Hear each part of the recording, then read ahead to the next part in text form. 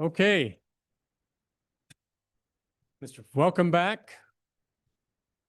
I don't see anyone that's melted in the rain. This has been That's right. this has been a pretty fantastic rainstorm for a dry state like Wyoming is this spring. So we're grateful to see that. I didn't hear anybody complaining about the moisture. So now we're going to move on to student activities. And that will be our last topic of the day. So, Mr. Wilmarth, would you take the stand or the hot seat, please?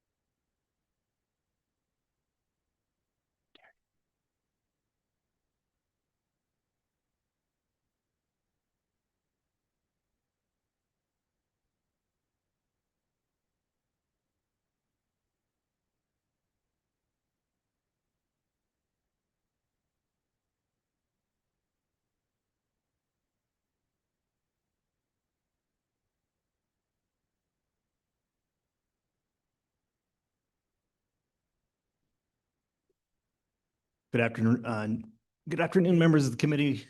Matthew Wilmarth, LSO, Budget Fiscal Deputy Administrator, joined by Dr. Pikus. And this last agenda item we have related to student activities was brought at the request of the chairman. And so we wanted to spend some time discussing a few items today. One is the changes from the recalibration to the student activities component.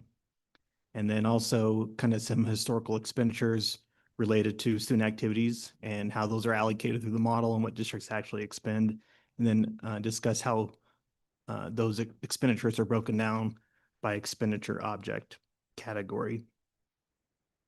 So to take you back to the changes, the student activity component was changed in the 2026 budget session, and it adopted the evidence-based model recommendation, which changed the methodology in which student activity funding was previously allocated.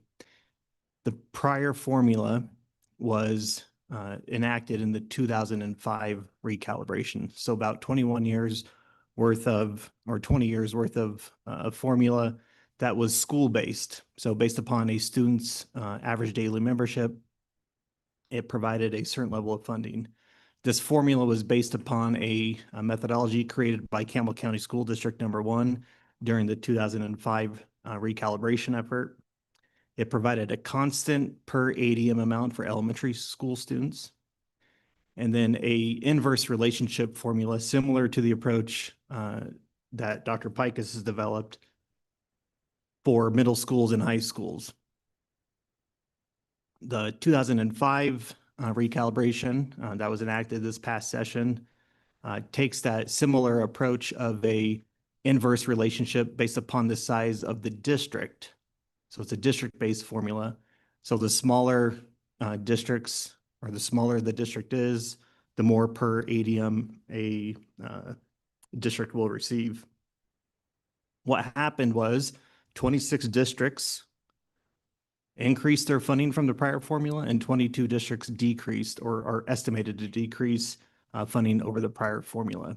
I know there's been a lot of rhetoric that all districts, or the appearance is that all districts have lost funding under this approach. That's not true. And so we'll kind of walk through that in detail on which districts received additional funding or anticipated to receive additional funding and which did not.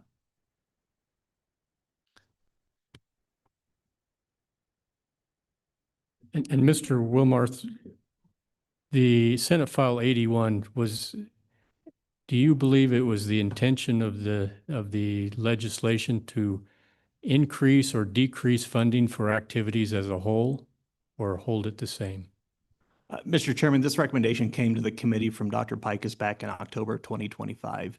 The estimates of those impacts were presented to the legislature in this committee specifically in January.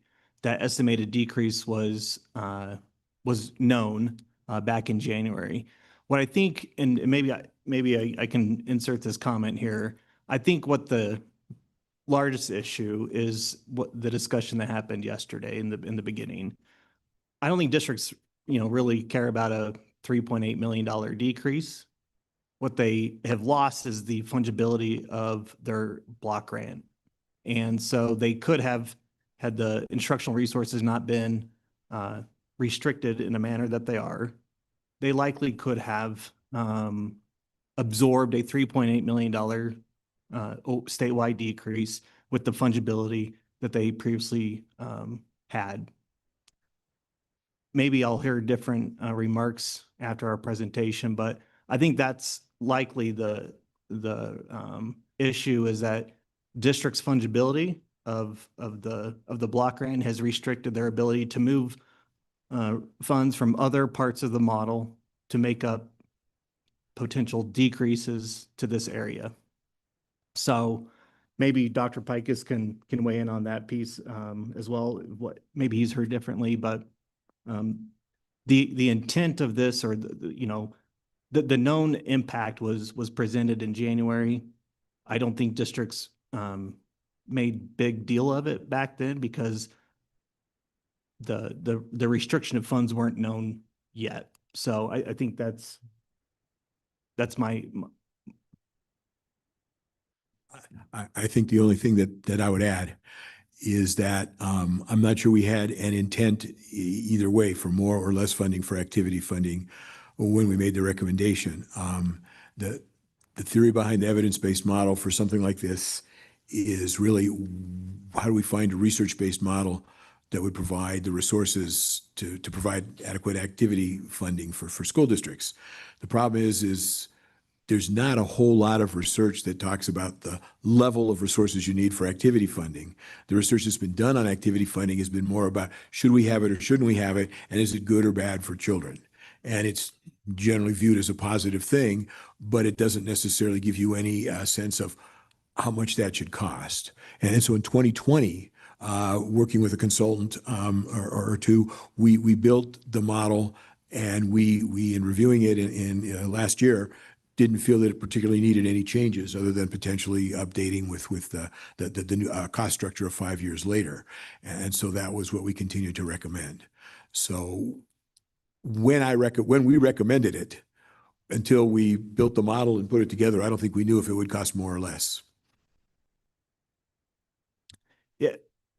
And Mr. Chairman, there's also been a request on, hey, what did the impact of the ADM change due to this? So had we funded the greater of the 3-year average ADM or the 2-year average ADM, the impact to, the difference is only about $127,000. So it's minimal. It's noise on the cost. So that did not impact to any large degree with regards to the student activity funding. So I think you can put that kind of to the side, that the ADM impact or the ADM change didn't really have any large impact to the total funding for student activities. The other thing I would mention from the get-go is student activity funding is approximately $43 million. That's about 2.2% of your total $1.9 billion budget for K-12 funding from the state. So just want to put a little perspective on the amount of money we're talking about and the percentage that we're talking about. Representative Yin. Mr. Chairman, Matt and Dr. Pikus, do we have numbers on how much in total districts were spending on student activities versus how much we allocated in the model? Mr. Chairman and Representative, yes, I'll get to that later in the presentation. I will, from the get-go, say that the analysis that's in the slides only look at the general fund, which are the block grant dollars. There's another about $20 million or $18 million, depending on the year, that districts expend from their either special reserve fund or agency fund, which are non-general fund allocations. So when we talk or look at the expenditure data this afternoon. It's only limited to the general fund, not limited to their agency fund, which includes whether they have dues or ticket fees or ticket collections at their, or fundraisers at their school district. So we'll get to the expenditure data in a little bit. Mr. Chairman, the next slide here just breaks down a table on the different levels of funding on a per ADM basis. The prior formula, as I indicated, was a constant amount of approximately $36.17 at the elementary level. And then for the middle and high school, again, it's that inverse relationship between the size of the school for the prior formula. At the middle school, one student would generate approximately $1,190. And at middle school, $1,260, approximately $307. At the high school, one student would generate $3,067, and at a high school, 1,260 students, $904. Under the new formula, there's a size factor related to the district size. So 150 students has a multiplier of 3, 2.5 multiplier at a district size of 500. And a district size of 2,000 or more just has a multiplier of 1. The change results or impacts districts in a variety of ways, and it impacts districts with multiple high schools in a variety of ways. So if you may have a district that is a similar size district, but it has multiple high schools, the per ADM funding under the old formula had a different approach on the size of the school. Under the new formula, the per ADM funding is the same regardless because it's based on the size of the district. So that's one factor why some of the impacts are greater in a percentage or dollar basis than a similar size district. The other is you can see under the last row that the per ADM high school amount for high schools, $833.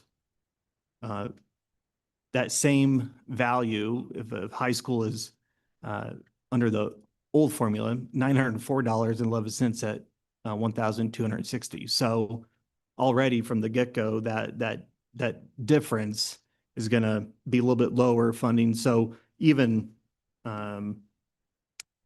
and you'll see this later in some slides, the largest impact that this change had was to the high school level of funding.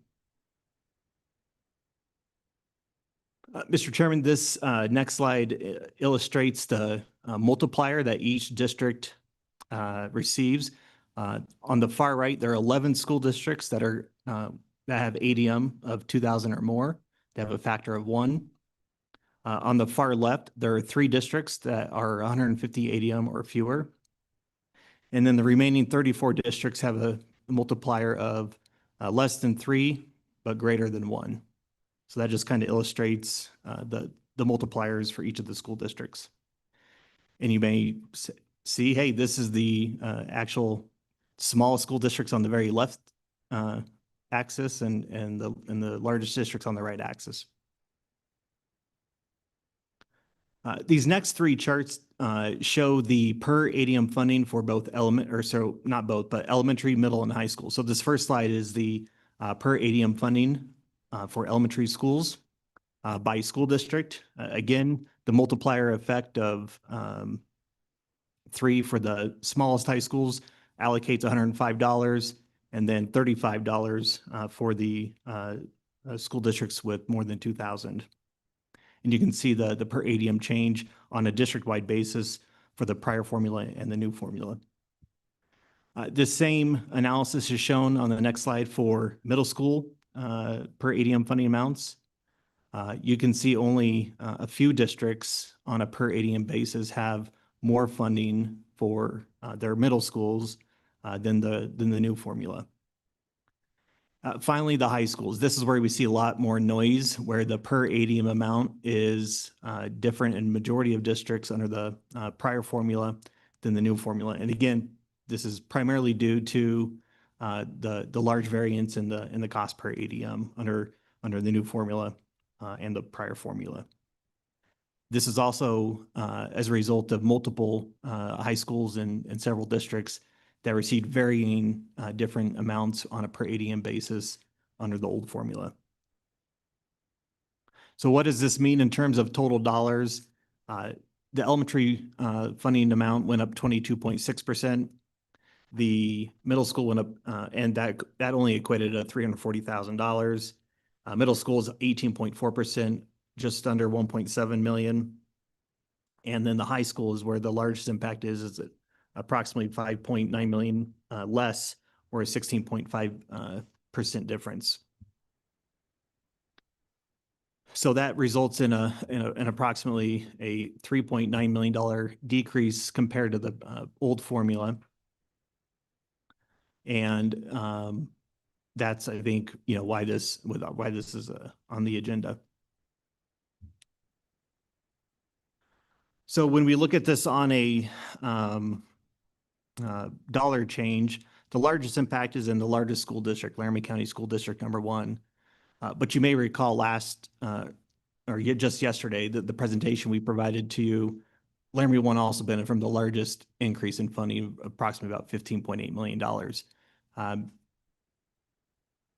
The largest impact of increase in this new formula comes in dollar terms to Niobrara County School District number 1, which is just under $200,000. On a percentage basis, we can see how the 22 districts that lost funding is distributed, and then the 26 districts that gained on a percentage basis. These vary quite a bit as well, just under 30% on the high end and just under 30% on the low end as well. To Mr. Chairman, to Representative Yin's question on expenditures, this is where we get into the slides. I'll pause there. Senator Rothfuss.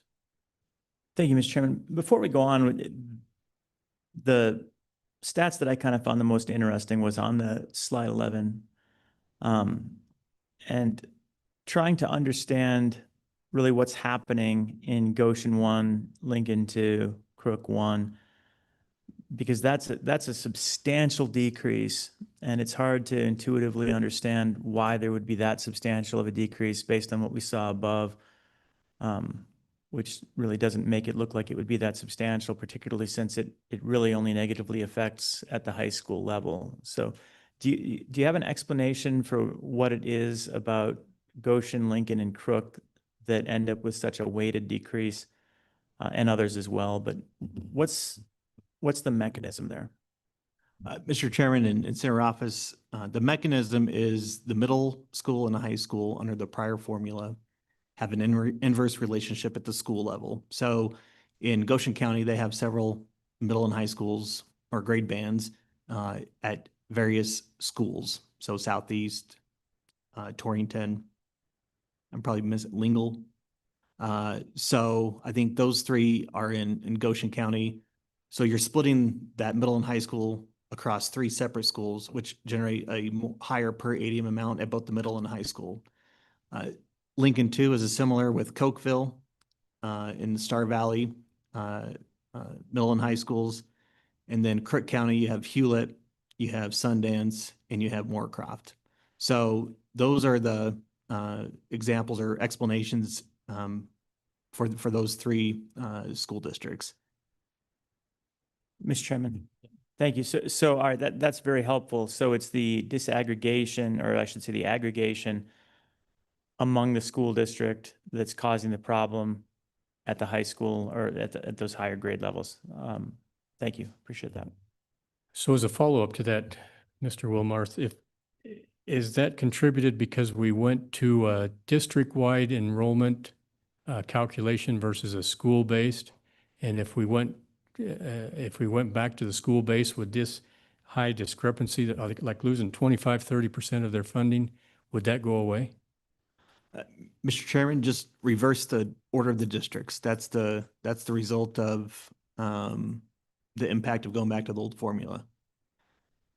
Niobrara County would then lose funding under under the old funding, under the old formula or the new formula.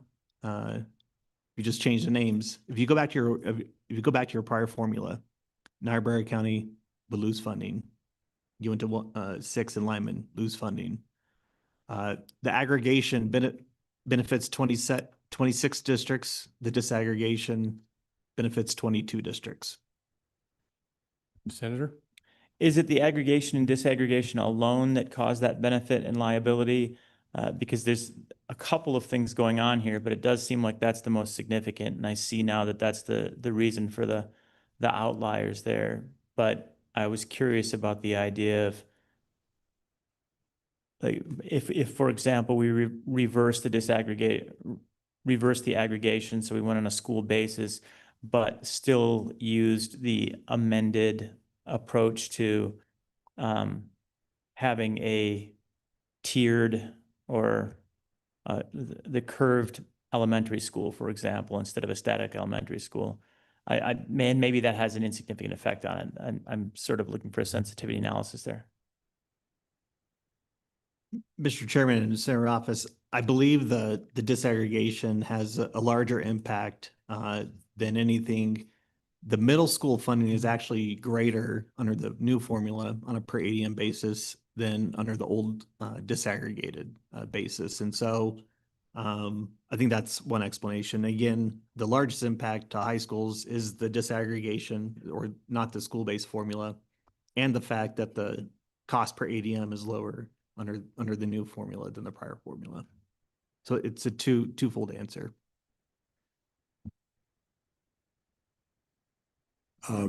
Senator, one other thing that when we tried to analyze this data, when Representative Heiner brought it to our attention, was the proportion of a district's enrollment in elementary schools had an effect.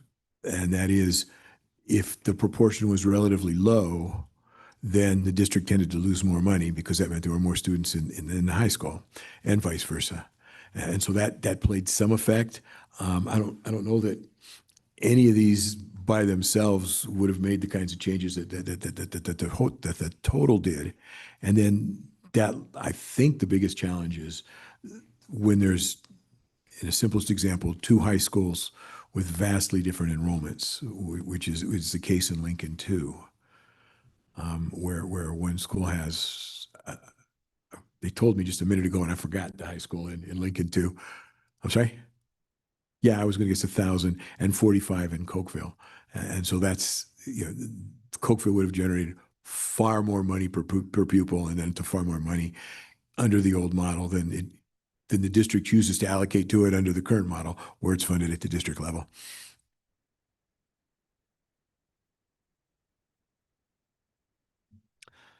Mr. Chairman, moving on to slide 12, this slide addresses Representative Yin's question on expenditures. So this provides an analysis for the past 17 years since school year 2008-9. And we only have expenditure data through school year 2024-25. But it shows the difference in total on the top graphic, and then on the bottom on a per ADM basis, what the total funding on for statewide expenditures and model funding. So that red line, the top line is expenditures, and the bottom line is the model funding. For the past 17 years, every year districts have expended more on student activities in their general fund than they have received through the block grant model. And it's varied by year what that differential is. For 2024-25, the difference is approximately $4.3 million. So districts expended about $4.3 million more than what they received through the block grant. The next slide extracts the expenditure and model funding from function or expenditure level for elementary, middle, and high school activity funding. So similar to the model funding, it is the lowest amount of funding at the elementary level. Middle school funding is the second most, and then the high school is the greatest amount of funding. expenditures have that same trend from the model funding, that the lowest level occurs at the elementary level, and the second most occurs at the middle school level, and the highest occurs at the high school level. So what do districts actually expend their activity funding on? Over the 17 years, 71% on average has been expended on salaries and benefits. 19% has been expended on purchase services, travel, think travel. That's what purchase services are. 7% on supplies and materials, and remaining 3% on other objects in objects 5 and 700. Mr. Chairman, Dr. Pikus and I have tried to come up with some solutions to try to, balance this out. It's difficult. This is a tough nut to crack. We don't have a clear solution today. We're happy to continue exploring it. One policy option that is cost neutral would be to allow student activities to be embedded within your instructional resources. So you may think, well, why would we do that? Part of the discussion yesterday was co-curricular activities, which is also discussed within the basket of goods. And so if you want to leverage the $123 million that you increased for that instructional resources area and add the $40 million or $43 million that you have for student activities, districts then have the fungibility within that large expenditure category to account for these differences and have much more flexibility. That'd be a cost neutral approach.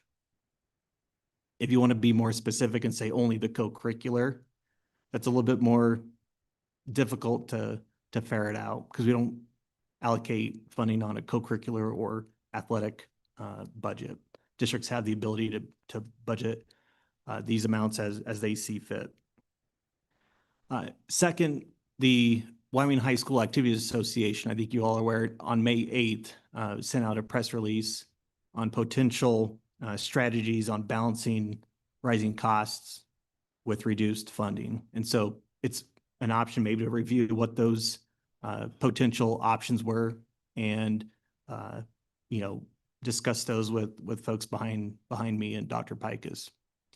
So we don't have an exact answer today, but those are some potential policy options. One would be just, again, to embed it within the larger instructional resource to leverage that additional $123 million that was allocated during the session, give districts that flexibility. And again, 70% or 71% over the past 17 years has been spent on salaries and benefits for this category. So that's the primary purpose of that instructional resources funding. It's salaries and benefits. And so that's just an option, but wanted to lay it out there.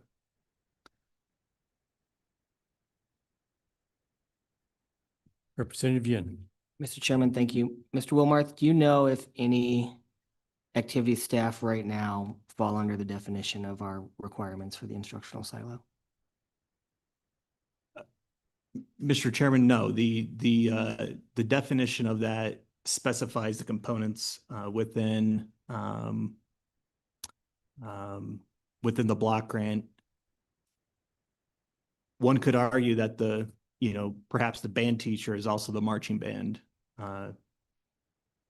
director, and so they have the credentials to be included in the instructional resources category and also pay it out of the student activity budget. Is that what you're asking, or maybe I'm missing it? I interpreted your question a little differently.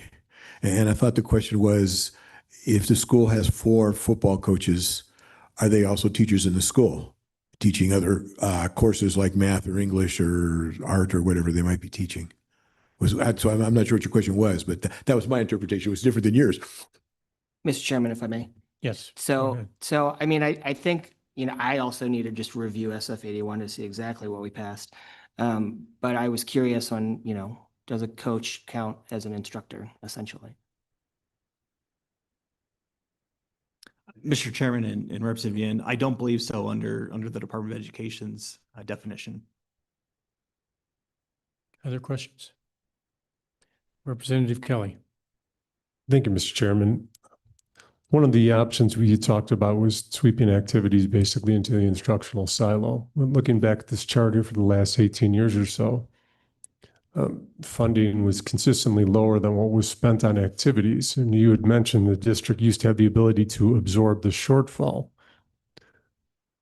What effect might that have on the increases in compensation we got for educators, which are supposed to be secured for now and continuing into the future? What effect might that have on the guarantee of competitive compensation for educators if we, again, make it okay for districts to move funds from their compensation to activities? Mr. Chairman and Representative Kelly, yeah, I think that is the potential risk, is that you're now, if you move that route, student activity funding competes with those classroom dollars. The $4.3 million difference in 24-25 was lower than what it had been in previous years. Does that continue to rise? I don't know. Senator Schuler. Thank you, Mr. Chairman. Along those same lines, Mr. Wilmarth, what if those activities were embedded within the instructional silo with a percentage? Like if there's a percentage, like if you use 1% of your budget, overall budget for activities, and then we embedded it and you can only use a certain percentage, how would that work? Or is that even possible? Mr. Chairman and Senator Schuler, are you indicating that a policy option of using a percentage of the instructional resources to supplement student activities funding? Is that it's certainly a policy call of the legislature to go that route? I don't know what that right percentage is, but I mean, I may be stating the very obvious, but by even placing that 1% thing in there, you're removing some of the power of the silo in focusing on what it was up to this point defined as instructional programs. And so the question is I think that the policy question is, are activity programs in part of an instructional program? And I can see a logic to make that argument in many cases. I certainly wouldn't say the answer to that's no. But the other question is do you then reduce spending in other instructional areas to meet the activities funding, or do you reduce the activities funding spending to meet the amount of revenue that you have available? I mean, it's something of a zero-sum game, and those are the choices, and I think that comes down to individual sorts of preferences.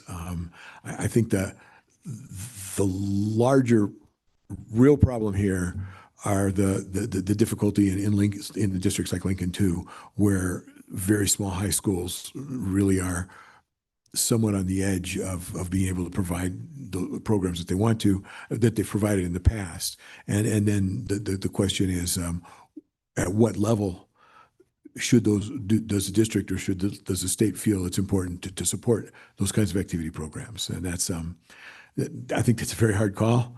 And certainly the extent to which you reduce funding for those things, there's some peril for anyone who does that. As long as I've been working with schools, cutting activity programs is not a popular choice in most communities. They're often the center of communities, particularly small ones.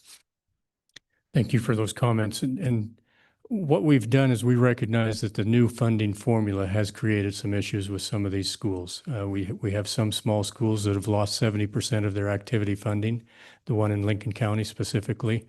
And to have a fair and equitable education, we have to treat them all fairly and equitably. So we want to come up with some solutions, some ideas that we can explore.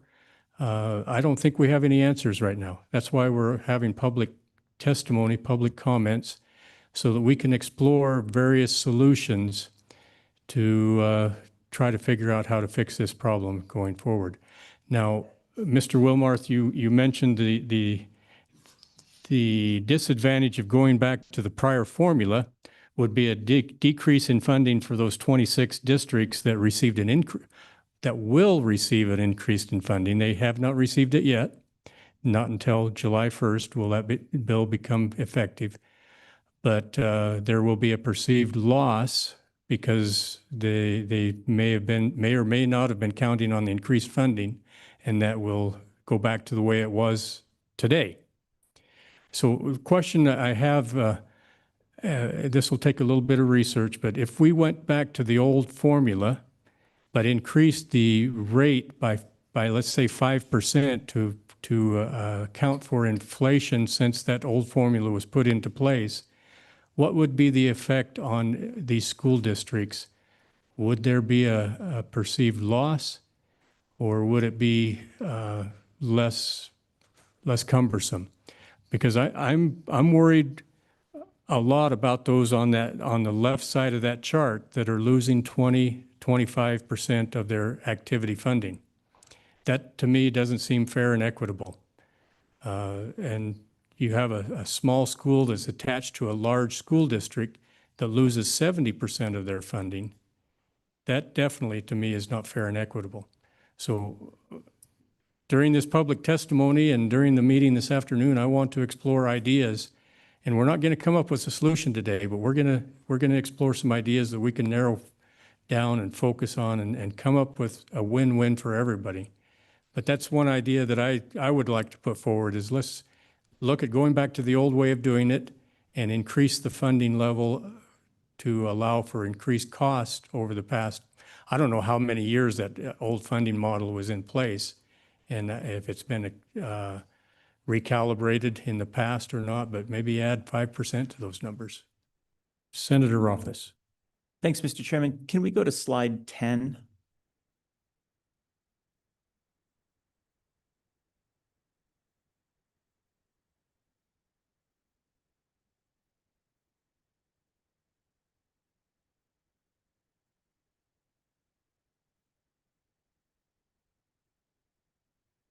Maybe.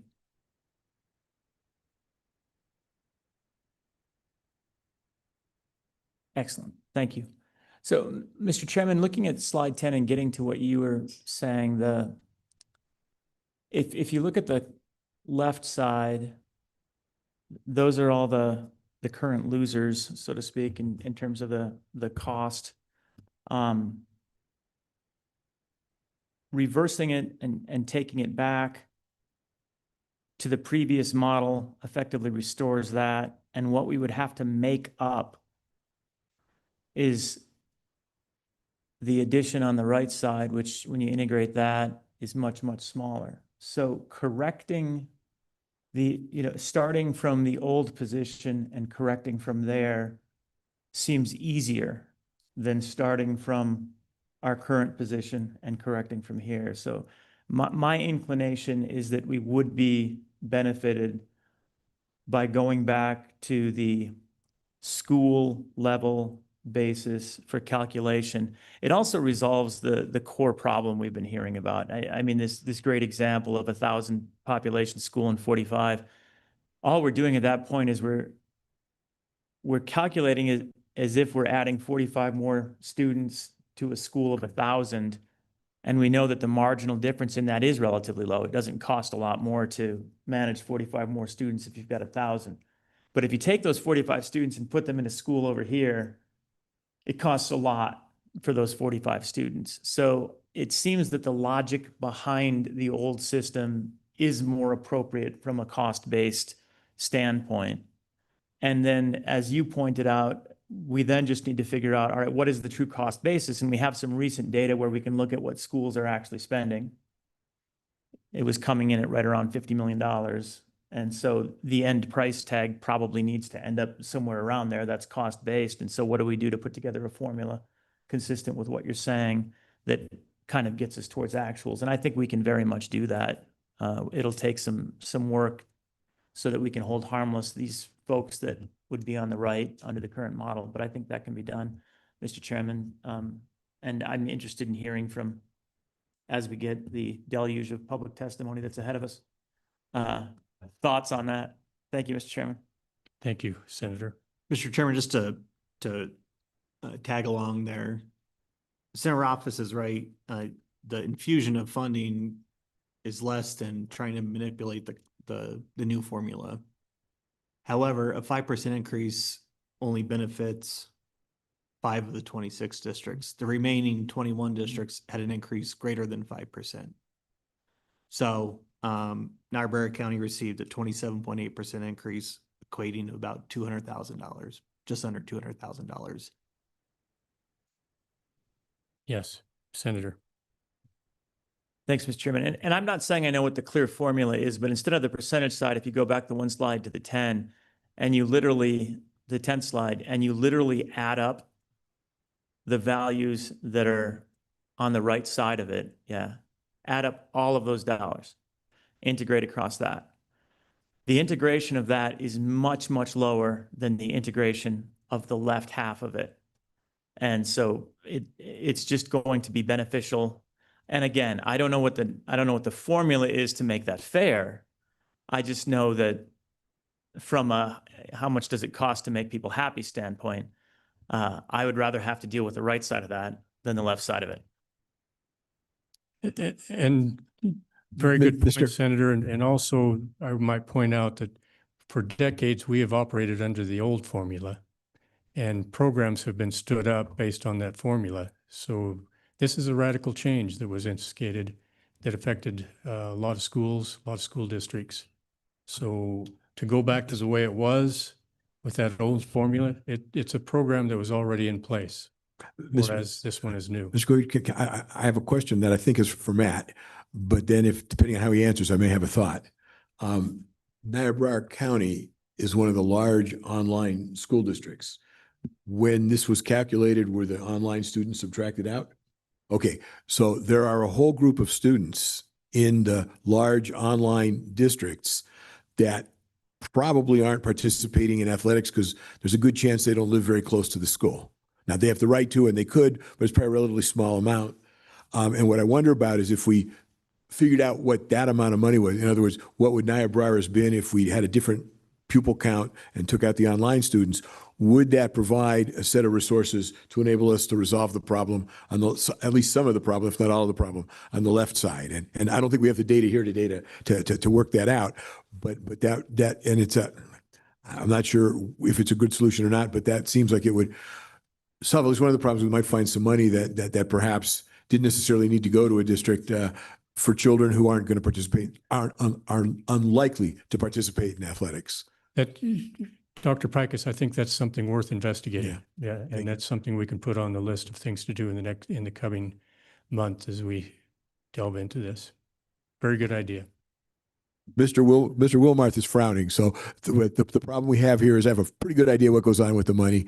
But if he thinks there's something different going on, my tendency is, until I'm shown otherwise, to defer to him. So so we'll see where that leads. Yeah, Mr. Chairman, and this is from a policy standpoint, you have to make a policy position on whether or not you want to treat those for athletic purposes, students enrolled in distance education programs differently. That's a policy choice. And the definition of a distance education student is if they are enrolled in 50% or more, more than 50% of their work. So if a student is taking 60% of their school work online, but goes in person for the remaining 40%, they may be participating in student activity. And so, and not all distance education students are taking distance education from a district that isn't their resident district. Most are, it's just it's a more complicated answer. Senator Office.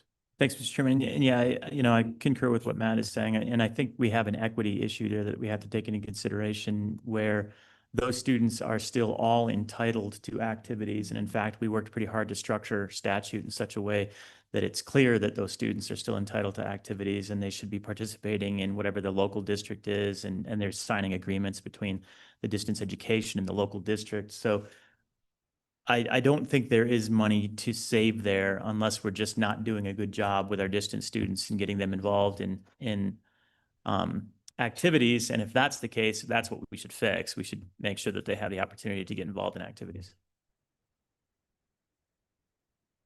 Representative Yin. Mr. Chairman, Matt, how much would it cost us if we did a best of option? Okay.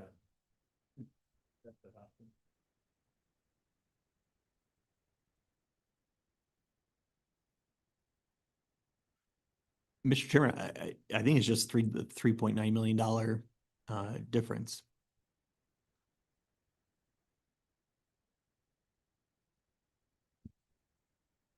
Yeah, that might be that might be the most eloquent solution or the path of least resistance, as you say it's the greater of, but it's probably the cheapest in terms of,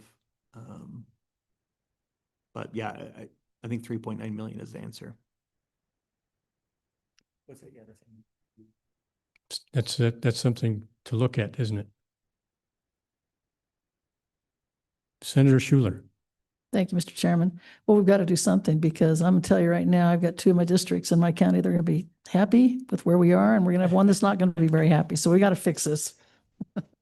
Yeah, and Mr. Chair, it may not be the 3.9. I mean, there may be a district that is benefiting under the older formula that may be slightly higher, but we'll explore that and bring that back. So yeah, it's worth exploring. I definitely believe so. So any other comments before we open it up to some of the people behind you that are just? Mr. Chairman, we have some slides from Dr. Pike. Oh. They're almost duplicative, I I think think, in we covered nature. the slides that I So- put together. I don't think we need to go through them again. Perhaps a great idea will emerge from. I'm hoping so, yes. Yes. We taking? Do you want a break? Yeah, we're not gonna walk. Let's take a break. We have some people that want to take a break here on this front row, so let's take a break for about 15 minutes. We'll meet back here at 2:40.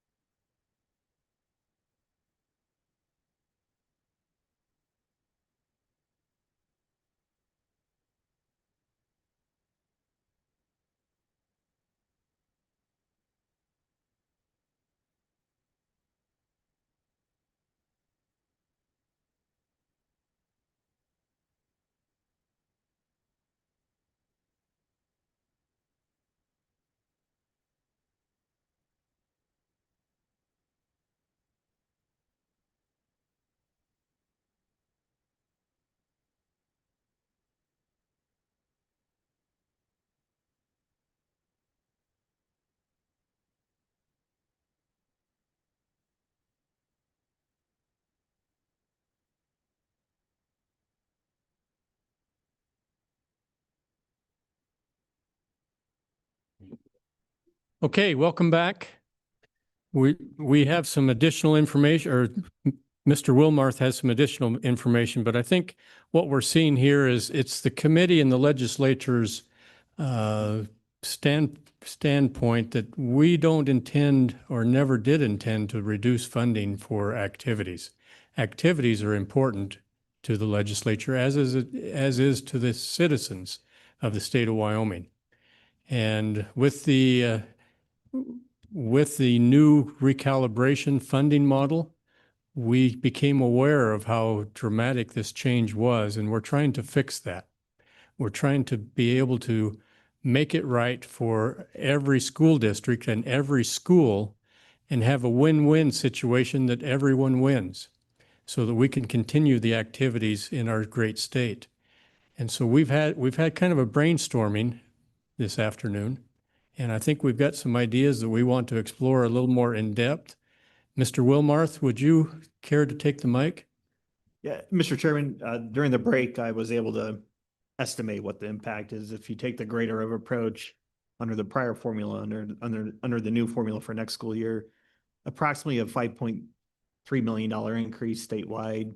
25 school districts would utilize the new formula. 23 school districts would utilize the prior formula. So just the one district changes, but the total impact is approximately 5.3 million. Thank you. Isn't it fantastic we have somebody that can put numbers like that together in 10 minutes while the rest of us are taking a break? Thank you, Mr. Wilmarth.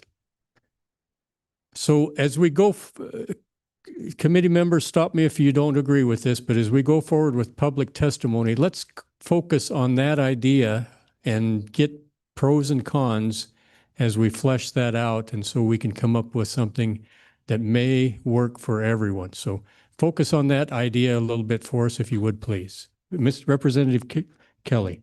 Thank you, Mr. Chairman. Just to clarify, what we're talking about doing with the best of is that we're restoring funding for districts that unfortunately lost funding, and then we're letting districts keep that bonus that happen to benefit from it. Yes, so it'll be Okay. a greater of, not the best of, but the greater of. You're right. So, yes, co-chair. So under this particular option, no one gets hurt. There are some schools that will get somewhat more, but no one will lose their original amount. So, Any other comments from the committee? We have some online. Senator, I'm sorry, that was a misstatement by me. Senator Beitman, President Beitman. No worries. Hey, just not to throw cold water on it, but I just want to make sure that we're evidence-based and cost-based here and not just going on what feels good. So let's keep that in mind as well, too. Good point. Any other comments from legislators online? Okay, let's start public comment then. Good afternoon. My name is Alex Ayers, Superintendent of Schools, and appreciate the opportunity, Mr. Co-Chair, and your leadership in committing to this conversation about activities. I've been dying to hear about lunch, but hopefully you'll update us before the end of the day. It was good. It was very good Oh, lunch. that's good. Yes, we That's got, great. the benches were shorter. Yeah. And it was a little harder to get into the benches, but we had conversation with some students and good food. Very Yes. good. Glad to hear that. I do want to start by saying I appreciate Representative Yen's solution here and what looks like maybe some support for that, and certainly would appreciate that. What I'd like to do is take a little historical look back. There's some of us in the room that were there in 2005, but not a lot. And on page 3, you saw that Campbell 1 was part of developing the current formula, or at least the formula before this change next week. To my left is Dr. Brown and Don Deely, and I was a sidekick at the time, attending all those legislative sessions as Dr. Pike has presented this model, which was quite a celebration. In fact, these meetings often ended with a standing ovation, and I expect no less today. But in terms of historical context, it was a huge win for school districts and for students and families in the state of Wyoming in 2005. One hangup at the very end of the process was activity funding for small schools and small districts. Given the large influx of resources, our district came up with a formula that really hurt large districts and said, given the large influx in the block grant model, we can make this work, but we have to make sure our small districts can afford activities. So we proposed something that hurt ourselves and other large districts. And I'm not going to say that got it over the finish line, but that was part of that work. And I appreciate Dr. Pikus and his team for embracing that. And that worked for a long time. But it's a new day. You've done a lot of great work with small schools and small districts. I never would imply that they don't have challenges, but I will tell you, this is an issue for any district, primarily with more than one high school or more than one junior high, as you've already identified. So going from school-based, as the formula presented by Campbell in 2005, to district really hurt us. And our district gets the same dollars, whether we have one high school with activities or several. And in fact, I have 4 high schools, 3 with comprehensive activity programs, 1 2A and 2 4A schools. So by bringing Thunder Basin on in 2018, that's a $1 to $2 million expenditure. Sorry, I don't have the number off the top of my head. Have we had one comprehensive high school in the city of Gillette, we'd be closer to the allocation. So I will tell you, it's never been cost-based. It was designed from the beginning to not fully fund large districts.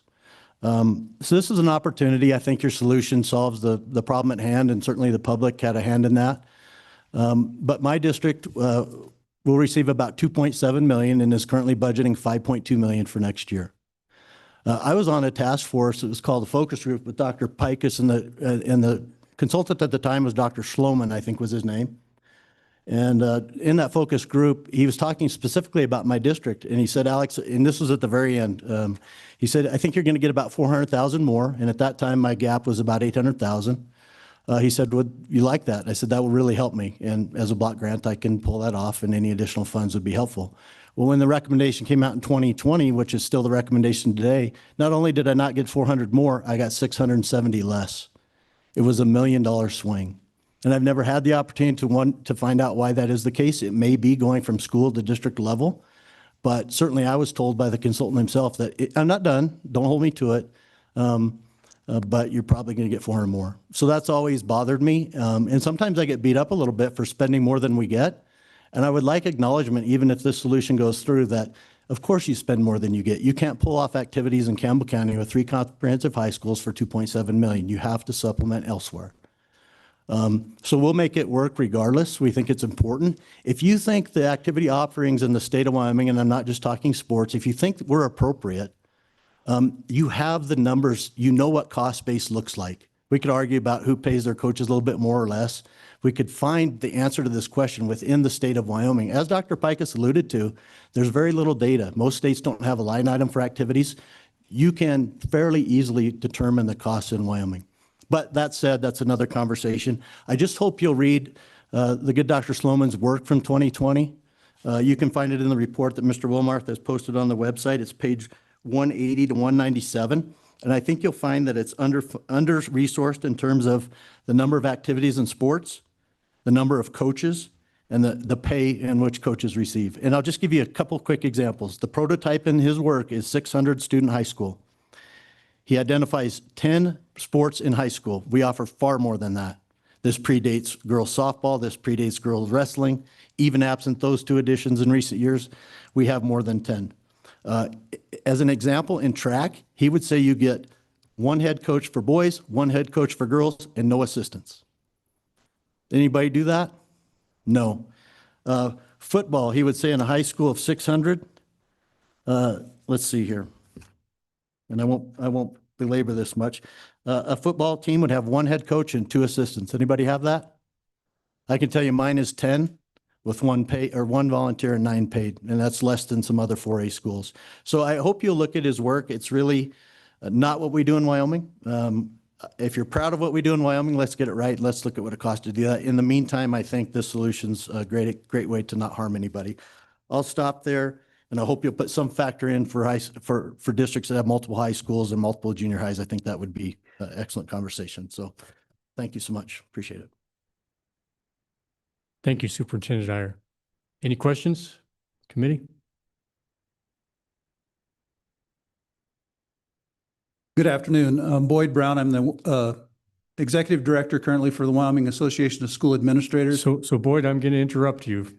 I hear today is your last day before you're going off into happily ever after. This might be my last day for you guys, but my last day of work is June 30th. So, Well, um, we're not going to meet again until after you've retired, so I think it'd be appropriate that for all that you've done over the years, that we recognize your efforts. So thank you, Boyd.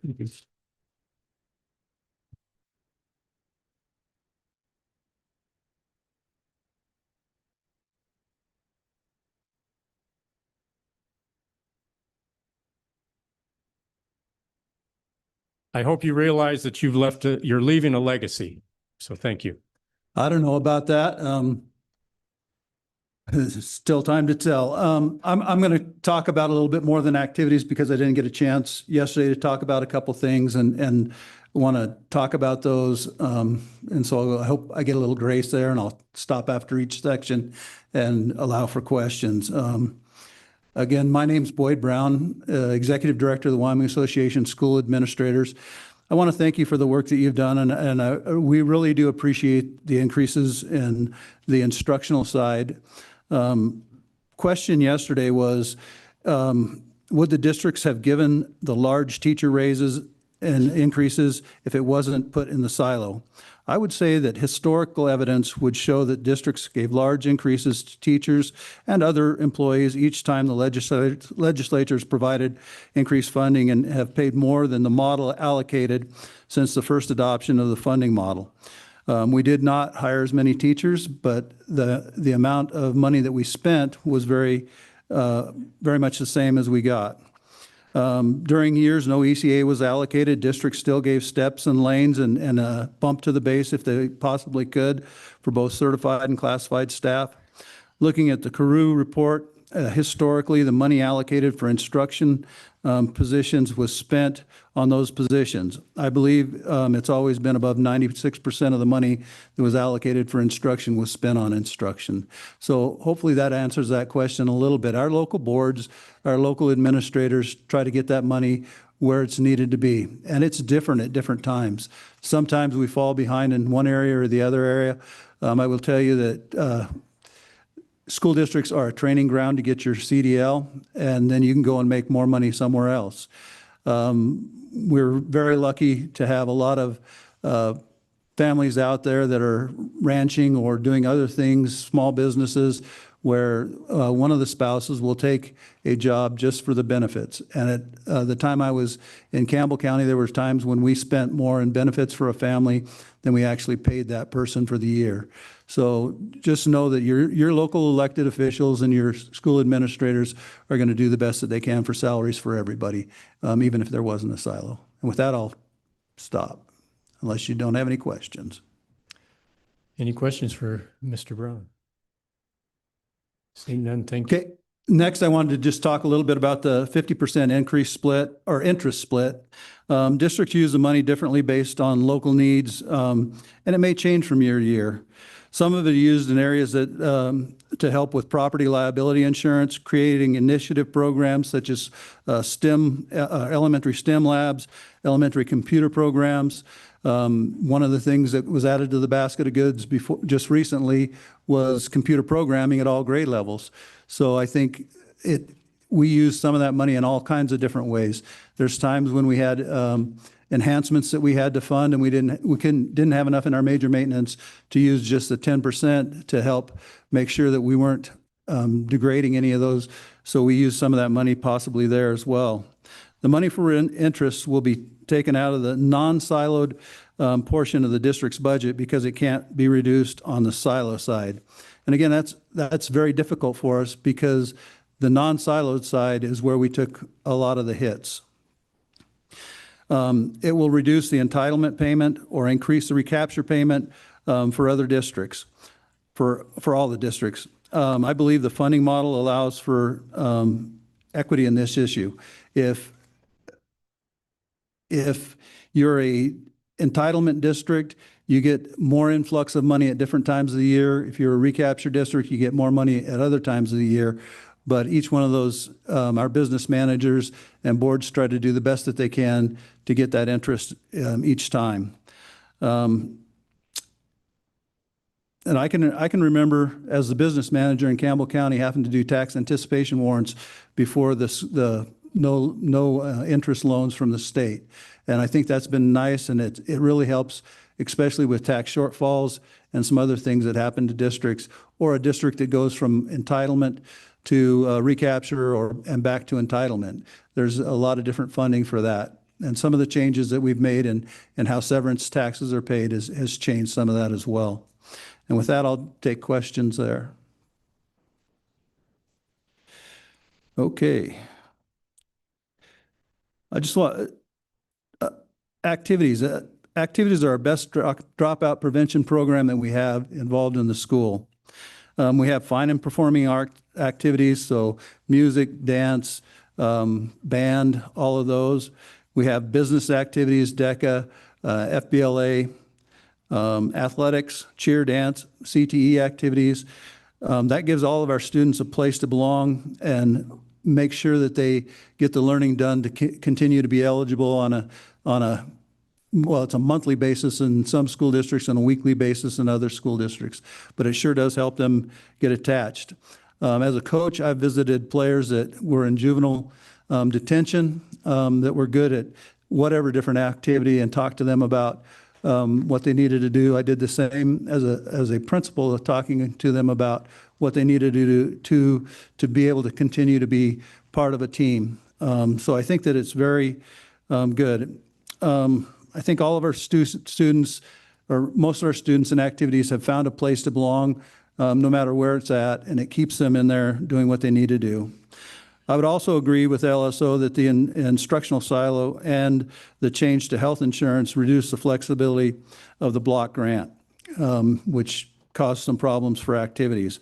Under the old law, based on the Carew report, the LSO's presentation, numerous districts, almost all of them, spent more money than allocated. I think that the Tin Sleep superintendent gave a good example of getting an increase for activity funding this year, but it didn't cover the expenditure she's expecting for the current year. My solution would be using the old school-based model, increase to current expenditures and removing the silo, allocating allowing local elected officials to make decisions. So, and I hear I was not aware whenever I wrote that down of the new proposal. I'm not totally opposed to that, but there's some concerns about how that might be received on the other end of that. And I'll take questions on activities at that point.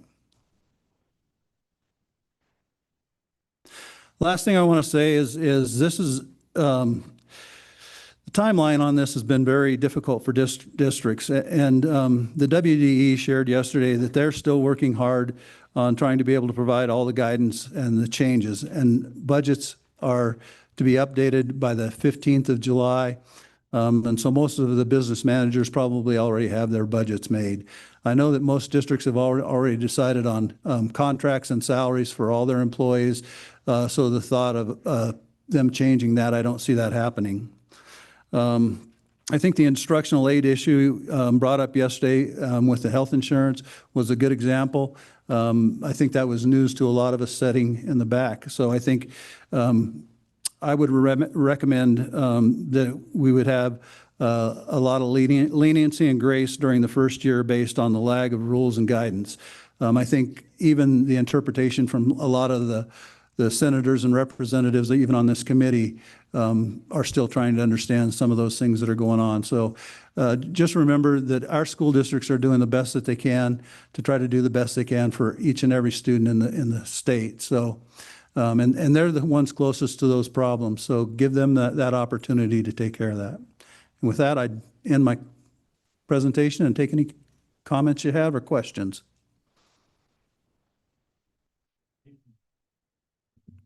Thank you for your service. Thank you for your testimony, and thank you for being here.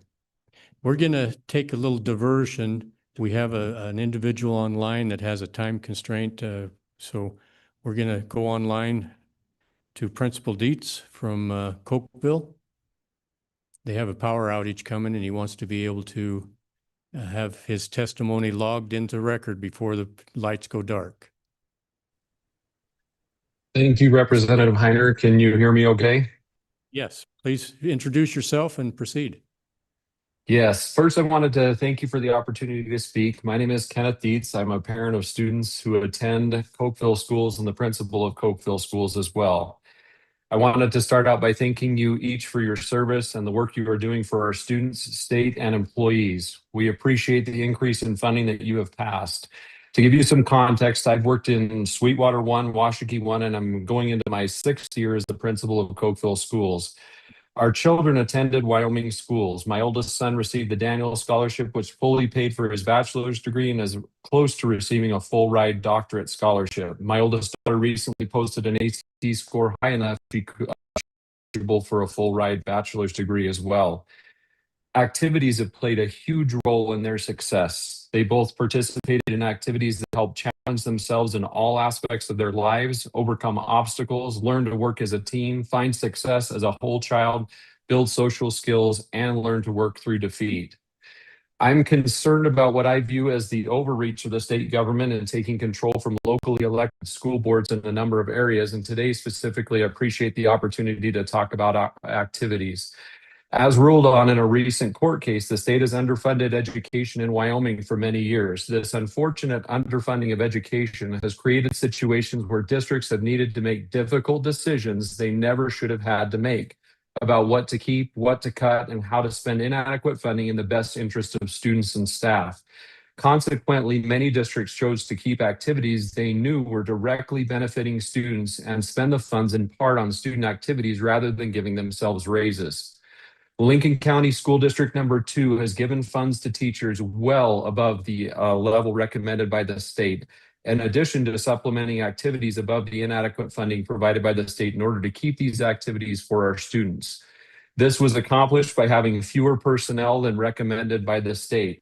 The choice we made with inadequate funding was transparent and understood by stakeholders in Lincoln County School District number 2.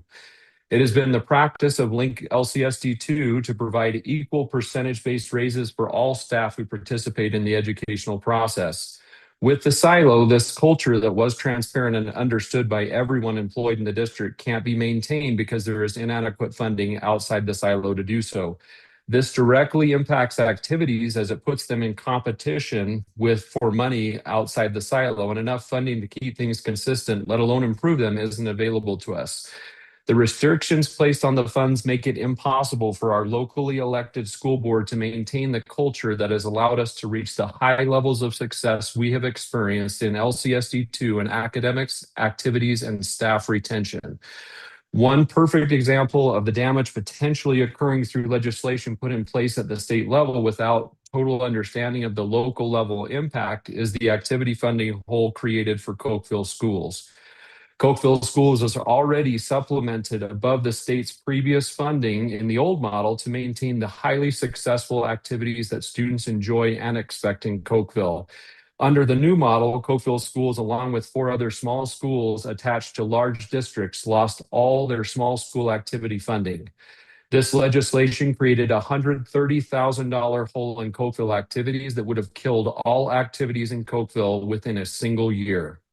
This is just one example of the unintended negative impacts of the silo. Activity funding for all schools in Wyoming needs to be increased as previous funding was inadequate as shown by the district's expenditures in previous years. Under the old model, LCSD 2 was supplementing Cokeville activities significantly, which in my opinion needs to be rectified as part of the solution that's being considered. Another important point, I think, is that we all choose to live in Wyoming. I don't want to be Illinois or Utah. We are Wyomingites. The challenge created specifically for these 5 small schools needs to be corrected immediately, in my opinion, and activity funding for all schools needs to be increased. And as has been discussed earlier, I think looking at expenditures is a good place to start. In terms of creating the need, or removing the need for LCSD 2 to supplement Cokeville activities for our students to continue to benefit them. Wyoming can easily afford to do this and should invest in our children's future as demanded by our Constitution.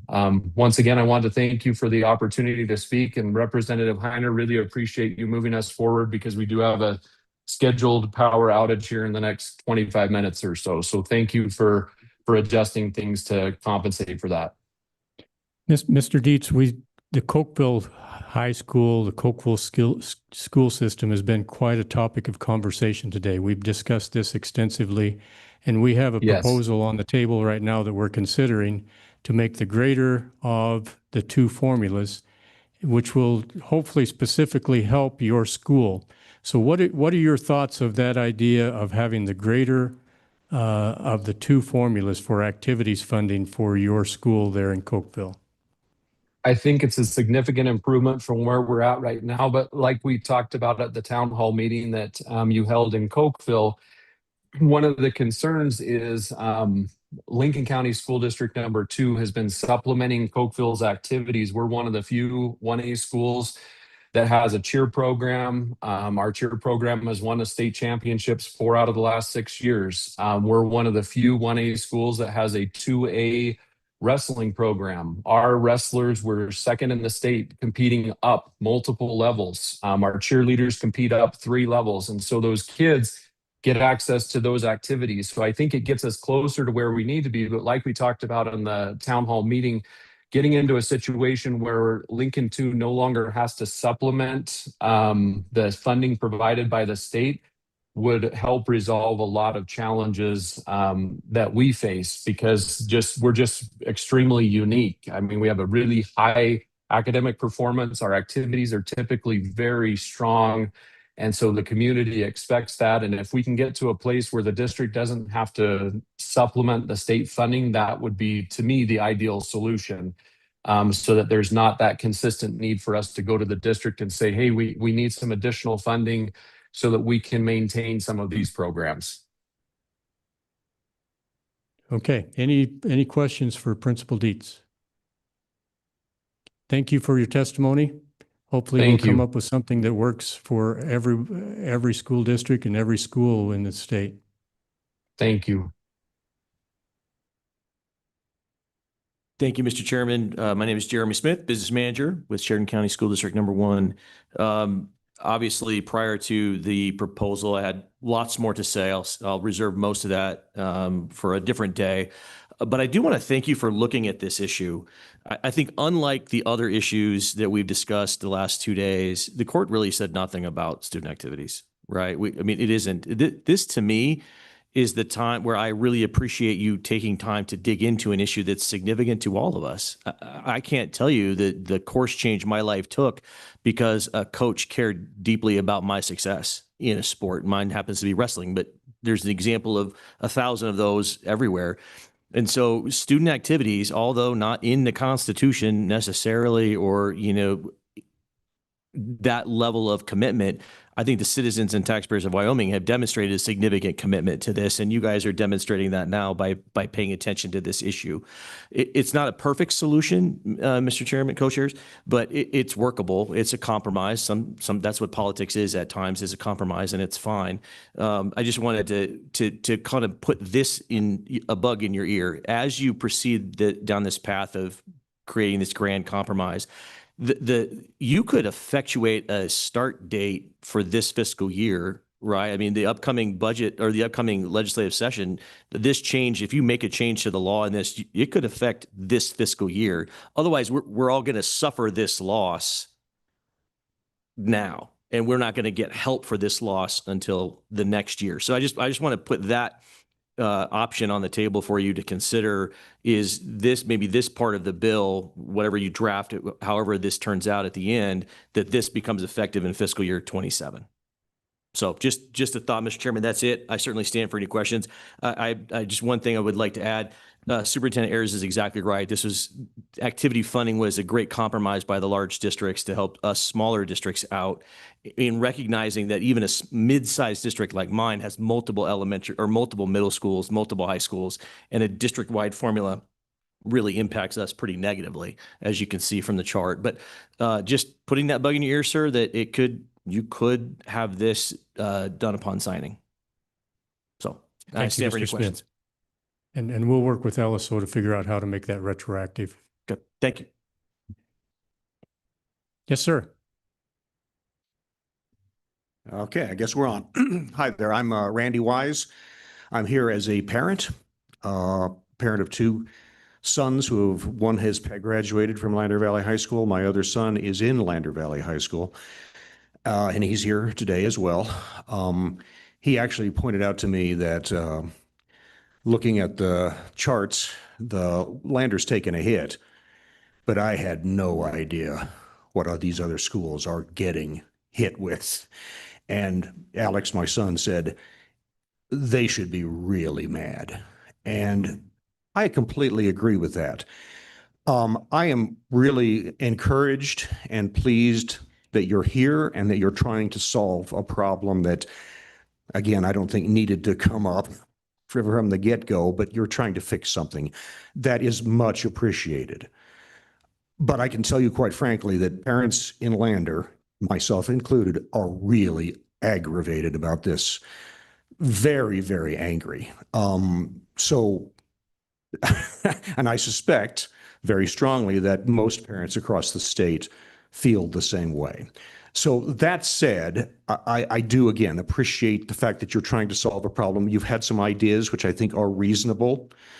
I don't know the numbers. I'd have to sit down and look at that, but I appreciate what you're trying to do. Again, having had two students in the Lander Valley District, both of them are academically strong. They have good faculty. They have incredibly good teachers. They're smart kids, but the activities made them who they are. My youngest son is a swimmer and is in cross country. He's also in marching band. He's also involved in other things, including the drama program at the high school. My older son, similar track. Those experiences, those activities, those teams, those coaches, that made them who they are. And it's given my older son an enormous head start in his college career. I suspect very strongly my younger son is going to follow the same path. Activities make the students, they make the community as well.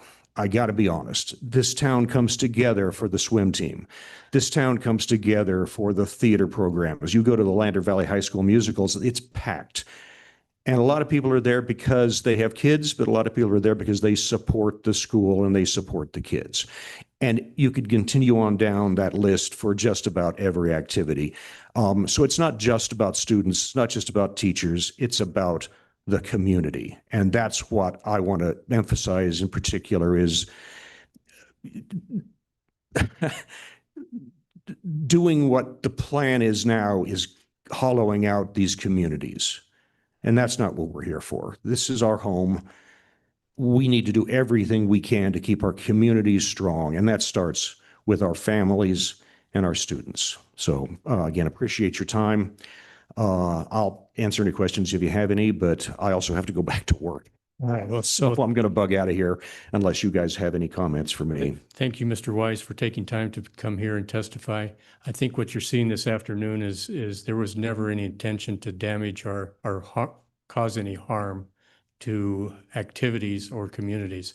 And I'm grateful for the citizens that brought this to our attention during these past couple of months, that after Senate File 81 was passed, it had some impact on activities that we hadn't intended to happen. And I appreciate that. I didn't think anybody set out to do this. That's not what I'm implying at all. I understand that sometimes things happen and you go, oops. Again, we're not mind readers. We can't see the future. So I understand that sometimes there are consequences you don't anticipate. I appreciate you trying to solve them. And as much as it may be hard to imagine, sometimes we listen to the communities.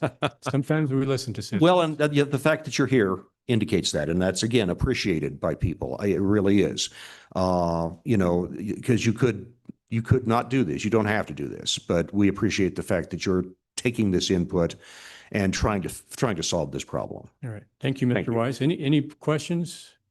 No. Thank you for taking time out of your schedule to be here. We bring these to the community so we get more input from community members. So government coming to the people. We have 3 empty chairs up front. We now have 2 empty chairs, down to 1. Ma'am? You have to push the button. There you go. Okay, we're good now. I've lost my voice today, so this isn't going to be sounding pretty, but we'll make it as good as we can. Hello, Shannon, members. would you introduce yourself, please? I will right Okay. now. My name is Shannon Davis, and I'm a parent from Lincoln County 2. My kids attend Cokeville High School, and I'm raising 5th generation Cokeville Panthers at my house right now. Our district is comprised of three high schools: Star Valley High School, Swift Creek High School, and Cokeville High School. And Cokeville is located 50 miles south of Star Valley High School. My intent here today is to convey how much our extracurricular activities mean to us in Cokeville. We are small but mighty. We have just 104 students in our junior senior high school combined. The majority of these students are 3-sport athletes, and they have been brought up in athletic homes where parents like me would love to see their children excel in the same programs that parents themselves participated in many years ago. Currently, my daughter is her high school basketball coach. Her assistant was my basketball coach from high school. He's been there so long, and he's like nationally acclaimed. So it's a pretty cool experience. Parents like me equate school with the entire package of extracurricular activities. I think our teachers are the best in the world to care about students. They are truly golden individuals. The quality of people who become teachers deserve every bit of the raise that you gave them this year, and I would like to thank you for that. In Cokeville, we offer a small number of extracurricular activities, and we have a 11-man 2A football, basketball, wrestling, and track for boys, and volleyball, basketball, cheerleading, and track for girls. We have a small shop class full of heart, a legendary generational yearly musical featuring local celebrities, and a tiny band with a big band sound. Students can participate in and have the opportunity to participate in anything offered at Cokeville High. There is no team cuts or tryouts. We need all of our students to pull teams and activities together. Students rise to the occasion year after year. We have lots of wins and lots of titles to account for the students' hard work. This education system is at the heart of our town. And we just have one large business in Cokeville, only the Flying J. Cokeville is small, and that's just the way we like it. Much of our area is employed by the school in one way or another. As you can see, it would be devastating to our entire economy to require us to fundraise an extra $200,000 each year to keep our activities afloat. That would boil down to $2,500 to $3,000 per kid per sport in activity fees. In my opinion, it would actually kill public school in our small town, which from my point of view would be really sad. If given the choice to homeschool or public school at this moment, I think it is a no-brainer in my community. The school of choice is Cokeville Elementary School, which is consistently at the top of the state in YTOP and has a wonderful culture built in internally thanks to our superior staff. The slogan is Cokeville Elementary School, where it's cool to be kind. Cokeville High School is where we produce loving, hardworking, educated, amazing human beings that go out into the world and touch it in the best way they know how. We have politicians, physicians, teachers, coaches, movie stars, models, and engineers who have graduated from our little high school, who will bless the world for generations with the work ethic built by Cokeville education and athletics. It is my firm hope that we can work together to get this particular hole in the recalibration bill turned around as fast as possible. It costs more to run athletics for small schools than it does for large ones. In that way, the new model is not equitable to small schools in big districts. We just want to continue to be Cokeville, being small but mighty, doing our 7 offered sports with a few other extracurricular activities to the best of our ability. In closing, I'd like to read a powerful statement from a Cokeville teacher and coach.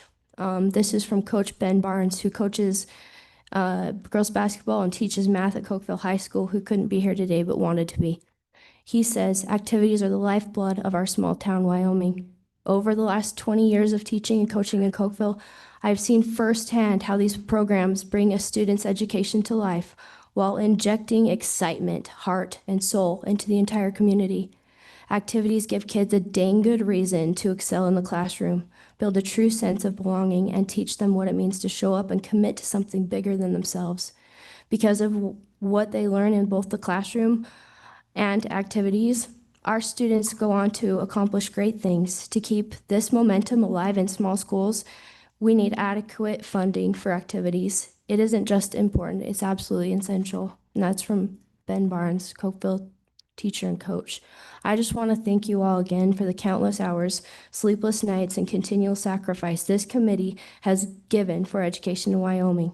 I know that you care about students in Wyoming. Let's not forget our 5 or 6 little schools attached to big districts. We would love to continue this discussion any part in our district or school. Thank you so much. Thank you, Ms. Davis. Ms. Davis, she drove 3.5 hours to be here today. Yeah. And she was the one that first brought this to my attention, that the impact that the activities changes had on Cokeville. So I appreciate her. She's involved, and she is very helpful to do what's going to be best for Cokeville. So any questions, committee? Co-chair Salazar. Thank you, Ms. Co-chair. I think we might have a solution for you. I'm excited. Thank you. Thank you for your time. Mr. Chairman, members of the Select Committee, thank you for the opportunity to speak today. My name is Mara Gans. I was born and raised in Lander, Wyoming. I played in the junior high marching band. We practiced in that room back there, and I spent years of my life swimming in a pool across the parking lot. And like many Wyoming students, I left the state after high school. I was part of the classic Wyoming brain drain, and Wyoming activities brought me back to Wyoming when I had the opportunity to coach for the Lander Nordic ski team, and I stuck around. I now serve as a member of the Fremont County School District #1 School Board and work for the state at Central Wyoming College. And I wanted to share first a huge thank you to you all for increasing and protecting funding to teachers, to nurses, to counselors. That is all essential. Thank you for your work on that. But I also wanted to share that the abrupt changes to the funding model have forced our district to cut activities in a way that is having a huge impact on students in our community. And as you move forward at the state level, I appreciate the state's work to be fiscally conservative, and I would ask you all to think about funding school activities not as a problem to be fixed, but to be a part of the solution to other state budgetary issues. I know the state is reckoning with struggling to fund Department of Corrections and ongoing dilemma about how Wyoming has some of the highest per capita healthcare costs in the nation. And I would advocate that funding school activities based upon actual expenditures. It sounds like across the board, the model, regardless of the model you use, does not match actual expenditures within school districts, is one of the best preventative strategies for reducing healthcare costs and for mitigating the number of people who may need to be incarcerated within our state, which could save our state money in the long run. Research consistently shows that participation in physical activity and extracurriculars provides mentorship, meaningful connection, and healthy hobbies that can reduce the likelihood for chronic disease, substance abuse, reduce the likelihood of mental health crisis, and increase the likelihood of graduation and forming healthy and positive relationships. And I argue that by supporting Wyoming students in activities when they are young, we will grow a healthier population that will reduce future expenses within the state in healthcare and Department of Corrections. And so I ask you all to fully fund activities based upon actual expenditures in order to save the state money in the long run. Thank you so much. I'm sorry, I didn't write down your name. Oh yeah, Mara Gans, M-A-R-A-G-A-N-S. Okay, thank you. Any questions? Representative Yin. Mr. Chairman, thank you. Trustee Gans, so what do you know, the soonest that we can act on this currently is in the next legislative session. I'm curious what your district and maybe what other districts are planning to do to not create a loss that we have to recover from next year? Our district is pulling from reserve emergency funds to fund a lot of the shortfalls. We are significantly reducing hours at the pool, which has an impact on the whole community. The swimming pool is a huge expenditure for our school district, which impacts the greater community in terms of access to healthy hobbies and resources and the ability to learn to swim. We are also likely going to reduce coaches within the district and reduce travel for sports, which means students will spend more time on buses and more driving back and forth instead of staying in hotels. Those are just a few of the ways. We are not hiring. We chose to not rehire a counselor. And so students at one of our high schools will not have a full-time counselor on staff, which will have huge impacts on that whole school in terms of how we support students. So there are a lot of cuts. We are really grateful to be able to give raises to our teachers, nurses, and counselors. So huge thank you to that. But the loss of local control and the abrupt change is causing us to cut wherever we can while still trying to protect the essential services to our students. So Ms. Gans, with the changes we're anticipating or that we've been talking about today for activities funding, do you think they will continue to cut some of those positions even though help is on the way? I think any reassurance from the state that there is a long-term solution coming would help our district get creative for the next year in order to hope that there's a better solution in the future. Yeah, I don't know if we fully have an answer to that, but making the numbers balance currently has been a challenge. All right, thank you. Anyone else? If anyone else has driven 3.5 miles, we would love to hear 3.5 hours. Or, yeah, we would love to hear from you if you've traveled that far. Representative Williams.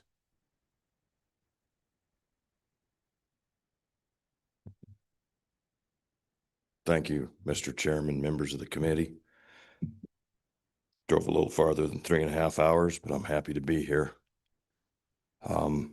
This is just a general statement, and I've really appreciated the last 2 days and these discussions that we are having here illustrate the known funding deficiencies that our school boards have been managing around through their flexibility allowed by the block grant model.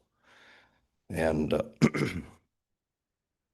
the instructional silo solved a problem that did not exist in the districts that I'm working with and familiar with.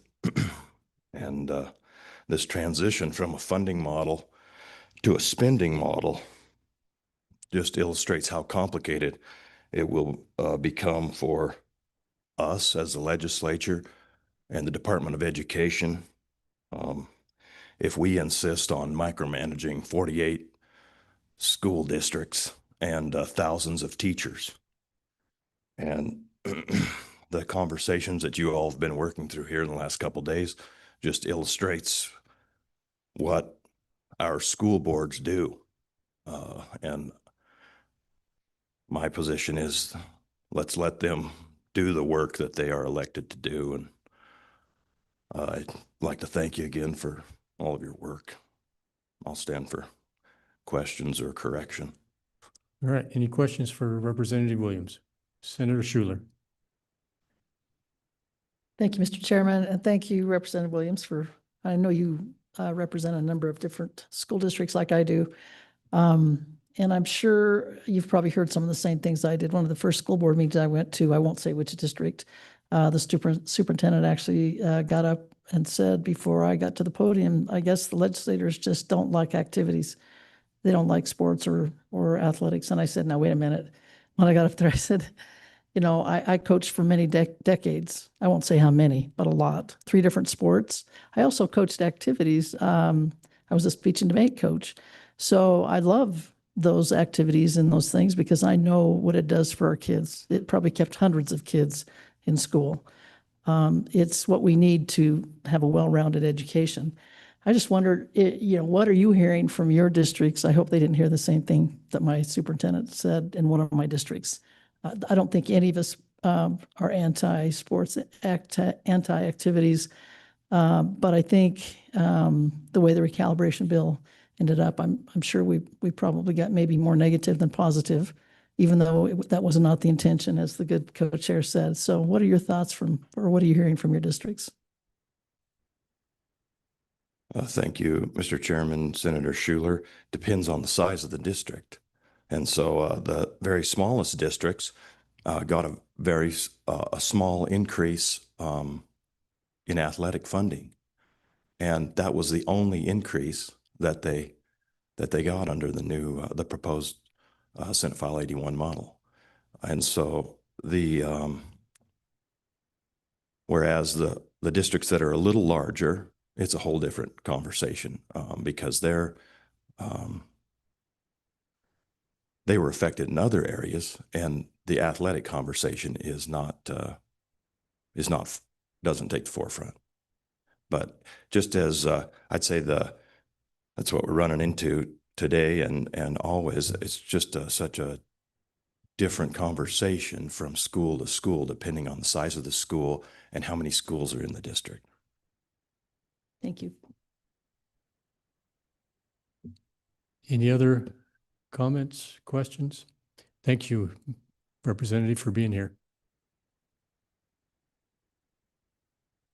Hello, committee. It's Travis Pearson from Johnson County School District Number 1. I'm the chairman of the board this year. It's been working on my 4th year with the district. I don't have to represent more than one.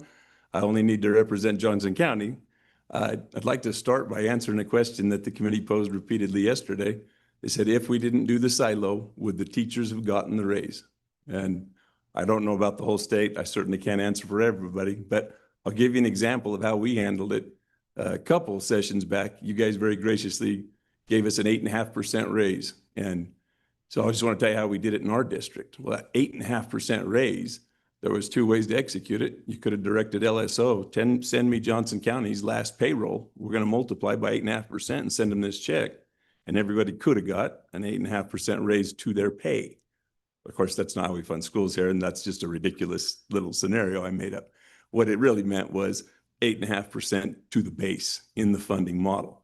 At that time, our district was already paying about 9% more than the funding model. We had cobbled together ways to bump our base and stay competitive. So the 8.5% to our brand new first-year teacher was about 7.6, 7.7% in actual translation. Compare that to a 15-year master teacher with a master's, and that was about a 4% increase to their pay versus what they took home. I know it was 8.5% to the base in the model, but to my master teacher, it was a 4%. So just so we're all speaking the same numbers, there's a gross and there's a net, and we didn't get an 8.5% take home. We got 8.5% to the base. So what we did with that money when you gave it to us was we took it and we divided it by the entire employees of all of our district, everybody. We didn't do just teachers. We didn't ignore all the janitorial staff, the bus drivers, the admin. All our people work hard, and it takes them all to make the thing go.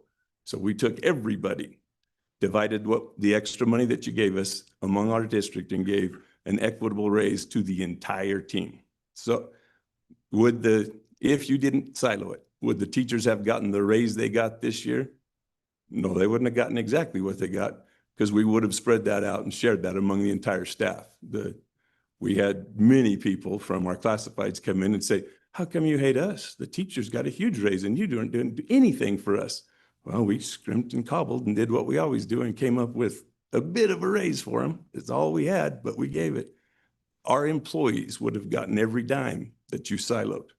It wouldn't have all been teachers, I promise. We would have split it out equitably among all of our employees. The employees would have got every dime, but it wouldn't have been just teachers. So I hope that answers the question, particularly Mr. Chairs and Senator Rothfuss asked yesterday. That's how we handled it. Then when you whacked local control, we were hunting last year, and I feel like Johnson County tried to help you guys. We found the ghost teachers, and we found the ghost insurance that wasn't being used for insurance. we found it that we use that easy button mentioned by one of the good doctors earlier today. Just pay us 100% of that or give us 4 more FTE and we can make it work. Well, the ghost teachers were making operations flow in Johnson County. We're 50% short on operations when you created the silo. So that opened my eyes shockingly. I didn't understand that we were that far underwater in the operations and we were leaning on that ghost teacher money to keep the district running. So now I need help. We got rid of the ghost teachers. We cleaned that up. We siloed the money and now we're paying teachers approximately what we asked for last year. That's all big wins. We're 50% short in operations across all of them. I'm going to need some help this year. We're covering that gap by reckon savings that other boards worked hard to build, but it's going to be impossible next year. So please consider the operations. When we were talking technology earlier today, what we pay per student is good and that helps. But imagine the infrastructure that we're trying to operate today that didn't exist 20 years ago. We have to have $500,000 worth of servers and switches and things I can't even pronounce correctly. All of that stuff needs to be considered to do a funding model and not a, oh, well, this is just how many ADM we have. Give them 2 more FTEs and let them sort technology out. That's always been the easy button. Just give them 2 more FTEs and they can figure this out. We fixed that easy button and I'm glad and proud of the work we did last year. But now we got to actually fund what it costs to run a school district. So I'll be here at every one of these. I'll help any way I can. If there's information you need, please reach out. I'll get it for you. But we got to plug the operations gap. I need some help, guys. I'm glad to take any questions. Thank you, Mr. Pearson. Senator Ruffus. Thank you, Mr. Chairman. So I think that does highlight one of the things that we're looking for exactly, which is if the model is intended to be cost-based. In the past, the cost-based aspects of it where there were errors, effectively, inaccuracies, I'll say, were hidden. And they were hidden in health insurance, for example, and other things like that. You are now experiencing the realities of the inaccuracies that we've never heard of. All right. And we need to. And so one of those, now we're hearing about activities. It's sort of risen to the top and we're learning that that we should be funding it perhaps even higher than we were previously funding it. There's more expenses there. So when you tell me that your operations cost 50% more than we're funding, there is no operations line. There's nothing says operations in the funding model, right? We've got components within the funding model. What we need to hear is if you're aligning things now, expenditures versus component, where are you overspending? Which tells us then that it's not cost-based in that category. If everybody in here comes back and says, yeah, we experienced the same thing, we're spending 30% more on component X, and we can't reduce that. If, however, you're the only district in the state that is spending 30% more on component X, then we'd probably ask you, why are you spending so much on component X? So yeah, I think I speak on behalf of the committee when I say we do want to hear that. We do want to understand when you look and you track things back to the components of the funding model and you're telling us that we don't provide enough funding, where? Let's see the details. Let's see your expenditures versus the funding model spreadsheet that you're generating and understand where you're short now, instead of it just being buried in, well, we can't afford this, so let's take some out of the teachers' salaries that we're not spending on teachers because we don't have that many teachers. Let's take it out of the health insurance. Let's take it out of here and there.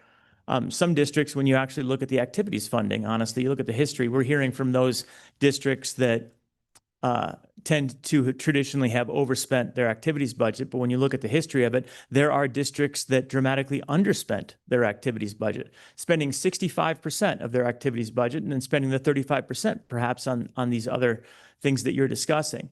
If we don't know that because you've just made do, we can't produce a cost-based funding model. And the mission of this recalibration committee and of the legislature is to ensure that funding is cost-based. So I guess that's my challenge to you and everyone else. we're here and we're listening, and get us that data, get it to our consultants so that we start to understand, wow, we've fallen short in these categories. And so I appreciate your testimony. I appreciate you pointing that out and raising it to us, because it's precisely what we need to hear. So thank you for that testimony. Mr. Wilmarth, you have some comments. Yeah, Mr. Chairman, just to tag along on Senator Office comments, recall in the bill, you may not recall, there's a reporting requirement of school districts to their school boards that if any component varies plus or minus 7.5%, they're to report that in their budget report to their school boards. So that information will now be funneled back to their school boards on those component differences. And hopefully that information comes back to the committee in some format, but the school boards will know that primarily before the legislature, because that's going to be part of their new budgeting process. So I just wanted to remind the committee that you did put a reporting function back in to school boards on variances between these components, and hopefully and I will indicate also the Department of Education's work on its continued review of educational resources report that looks at expenditures on components does that in a similar way, but not on a dollar basis for personnel. But I just wanted to kind of plug some of that information back to the committee that you did do some reporting back on variances to components.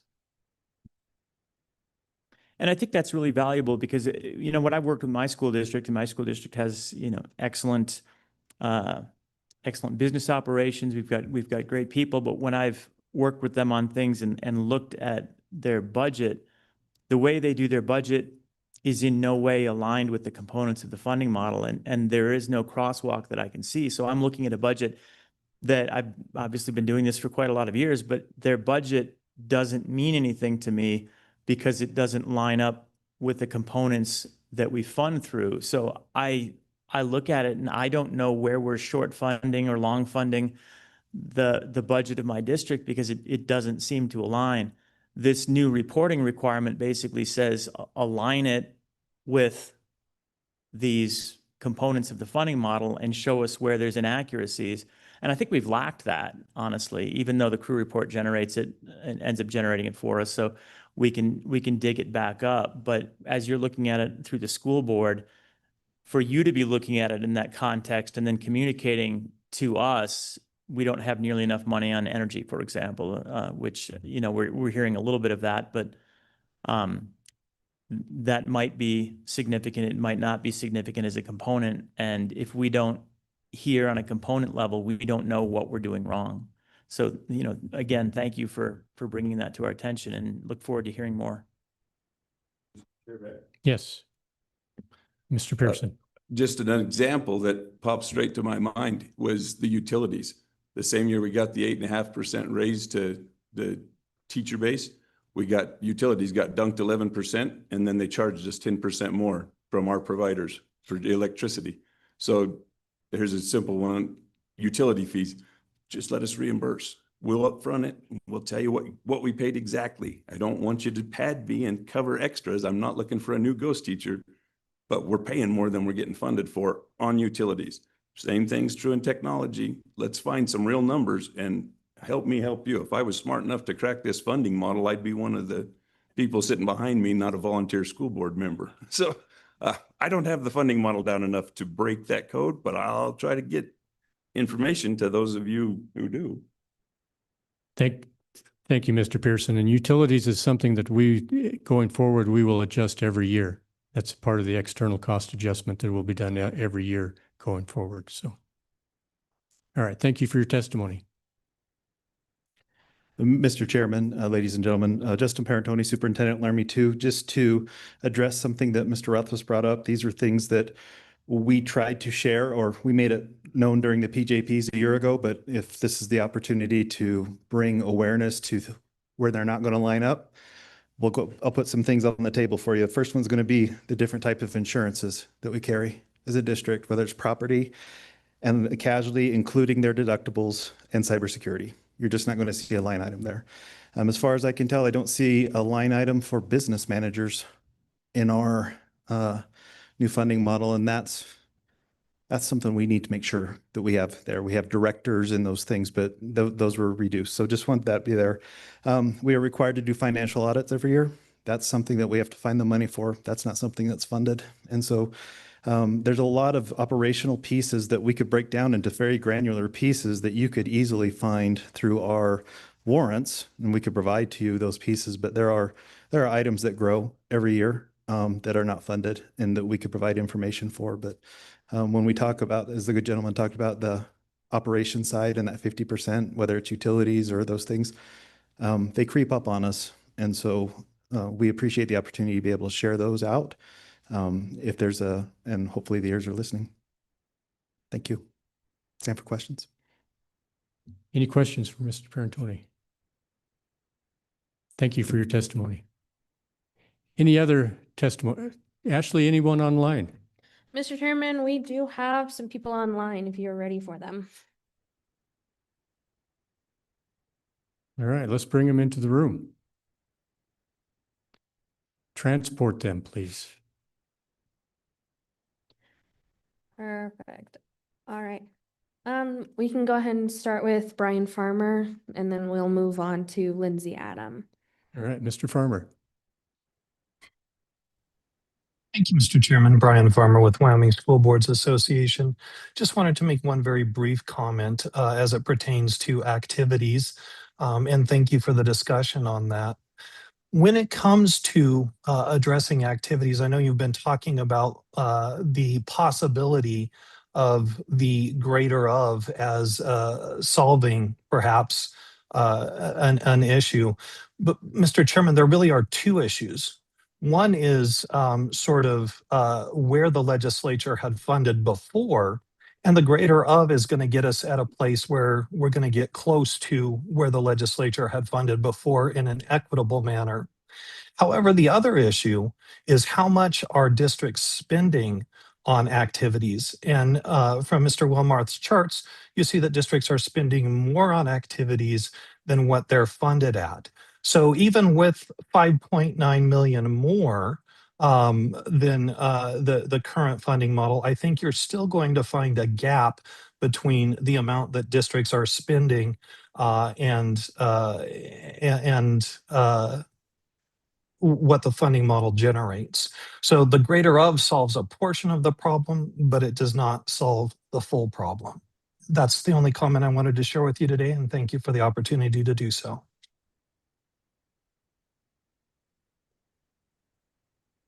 Okay, any questions for Mr. Farmer? Mr. Wilmarth? So I believe that difference was I'm trying to look that up really fast here. Yeah, Mr. Chairman, I believe this most recent year that we have data for 24-25 was approximately 4.3 million. So the difference was 4.3 million in expenditures from model allocations. From actual versus funded. Yeah, Mr. Chairman, for school year 24-25, districts expended 4.3 million more than what the model allocated. Okay, so adding And 5.3 million. My apologies, Mr. Chairman. With that, if there is a reduction of an additional 3.9 less, then you have that gap. So that gap is really closer to a $7 million gap or $8 million gap than it is to the $4 million gap. Okay. Any questions for Mr. Farmer? All right, thank you for your testimony, Mr. Thank you, Farmer.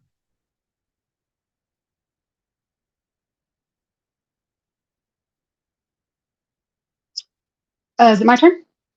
Yes, welcome back. Hello again, members of the committee and the co-chairman. I wanted to mention a couple things specifically related to activities and then overall. Would you reintroduce yourself again? I'm sorry. So sorry. From Big Piney, Lindsay Pinedale. Adam, 16-year teacher in Pinedale. And I also didn't mention that I was a soccer coach, high school soccer coach for 6 years. So I'm pretty familiar with that realm of things too. And it's become clear over the past 2 hours that Wyomingites value activities and that the committee values funding those activities. One thing I wanted to point out, even though those things aren't mentioned in our Wyoming Constitution or our basket of goods, they are mentioned almost over and over again in our profile of a graduate. So everything here in yellow is something that I would say directly lends itself to skills that can be taught in activities, whether they're team sports, individual sports, or marching band.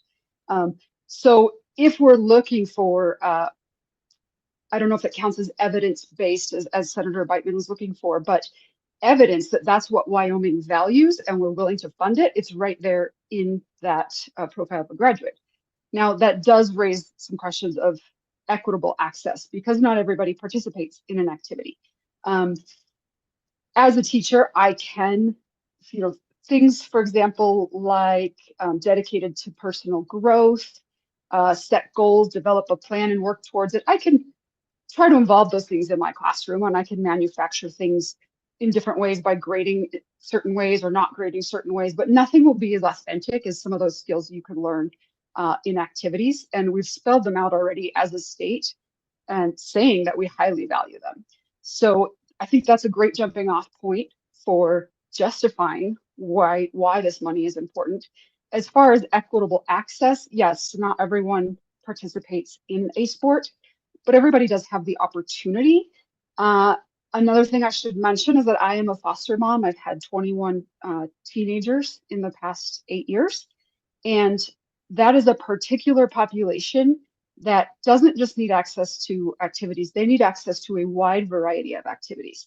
And the reason is those children are often really underdeveloped. They come to us underdeveloped socially. They have very delayed gross motor skills. They cannot just decide, I'm going to play football for the first time as a second grader. All those kids that have been playing their whole lives will destroy them. But in our small town of Pineville, what they can do is walk onto the swim team, walk onto the golf team, walk onto the cross-country ski team, and for the first time, be involved in a structure and a routine and a community of people that will accept them. So those are hugely important, not just that we have activities, but that we have a diverse amount of options for activities for those diverse types of kids. I appreciated a previous speaker who mentioned that funding these types of things does help with our communities in terms of our health and our spending on mental health and our spending on jail. I personally have had police in my home multiple times because my children were very seriously trying to commit suicide. And those are, first of all, that's a pretty traumatic experience from everybody. But having those kids already involved in stuff and having a community helps prevent that. It also helps them understand that there are people that would care when it gets really to a dire situation for them. I do like the concept of what you're looking at now, of looking at the greater of for districts to choose. Pinedale is, supplement one is like right in the middle on all those graphs that you've shown. We're just right in the middle. We lost a little bit of money when it comes to activities. We were already paying our teachers the average salary that the silo recommended. And so we've kind of just mostly lost a little bit of money in all areas. To compensate for that, just last week, our school board cut the sport of golf. They've also had to lay off one of our technical facilitators, technical managers. I personally have always wondered how 4 people managed 1,000 student computers, 5 different buildings, and all the infrastructure that you've heard goes with it. And now they're going to be down to 3. I honestly don't know how to do it. So another thing we've had to sacrifice, because as you see, many districts have been paying more for all the things they're trying to fund than what they're getting from the legislature. Since we were already at the average salary, we haven't had a school resource officer. I don't think we had one last year. When we did the prior year, she was great. She was stretched between 9 buildings over all of Sublette County, which is the size of the state of Rhode Island, and was still beholden to her daily duties as a traffic cop. And I'm not sure why that was. I don't know if that was because that's what the local sheriff's department demanded of her or if it was a funding issue. I just know that it made her really not very present in our schools. And it's really hard to prevent a lot of things that can be prevented when you're not there. And back to my foster kids, when cops are the first line of defense that come to help us when our children are literally in a life or death situation, it is very important that they already see police as allies and as someone they can trust and not as the enemy. So the more presence, the better. We also, our district historically used a lot of the ghost teachers, you know, for some of this creative accounting to pay for stuff that was underfunded. And I want to specifically call out Mr. Wilmore's slides from first thing yesterday, slides 11 and 12, because with the new recalibration, it was mentioned that there's now more funding to hire teacher salaries, which is correct for some districts. Also more money for ELL teachers and more money for instructional facilitators. And I would be remiss to my students if I just let that go without addressing it.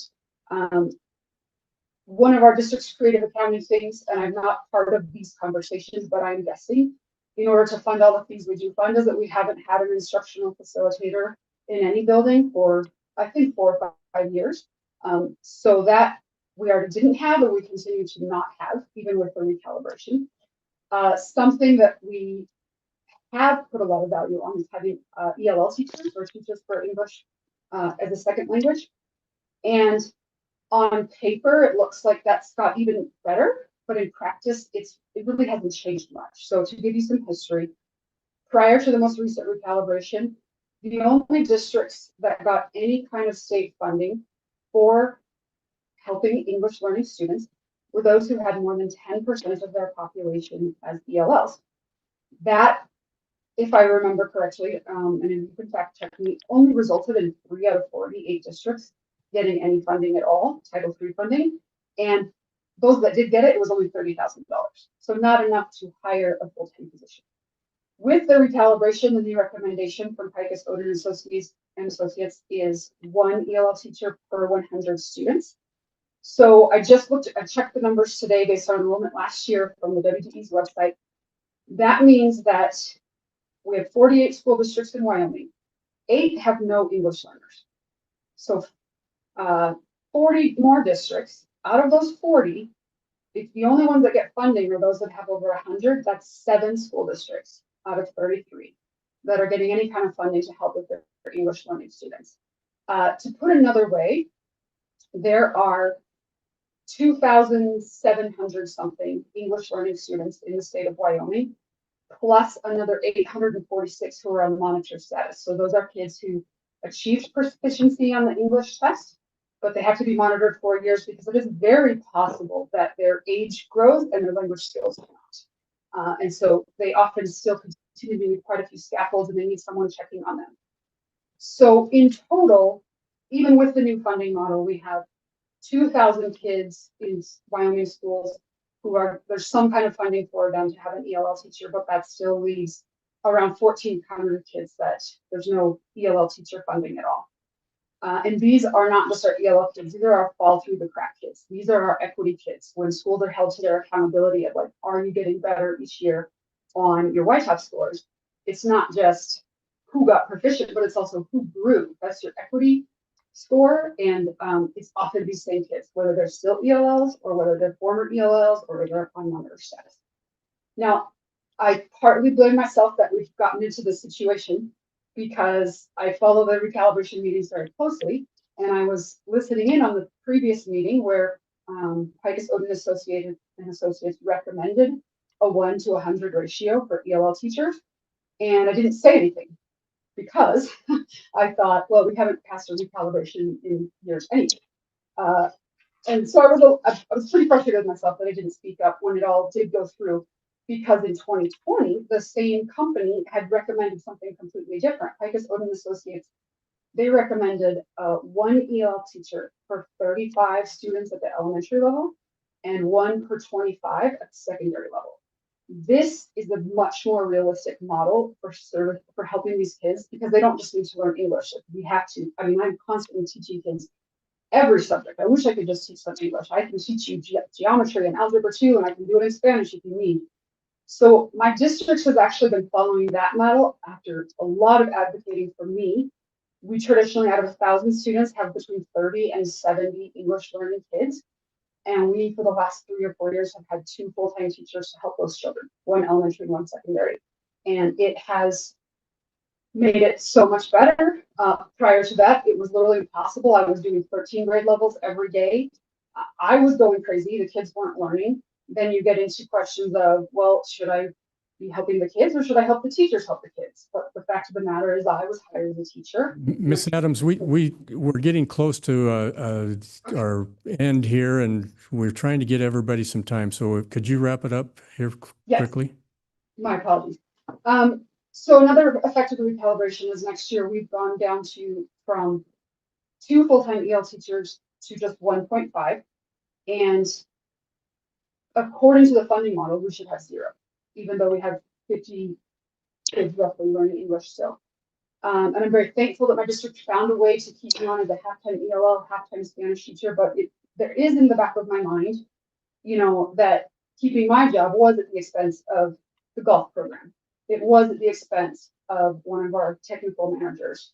And is it going to be at the expense of one of our school resource officers? So I hope that brought it all back for you. And with that, I stand for questions.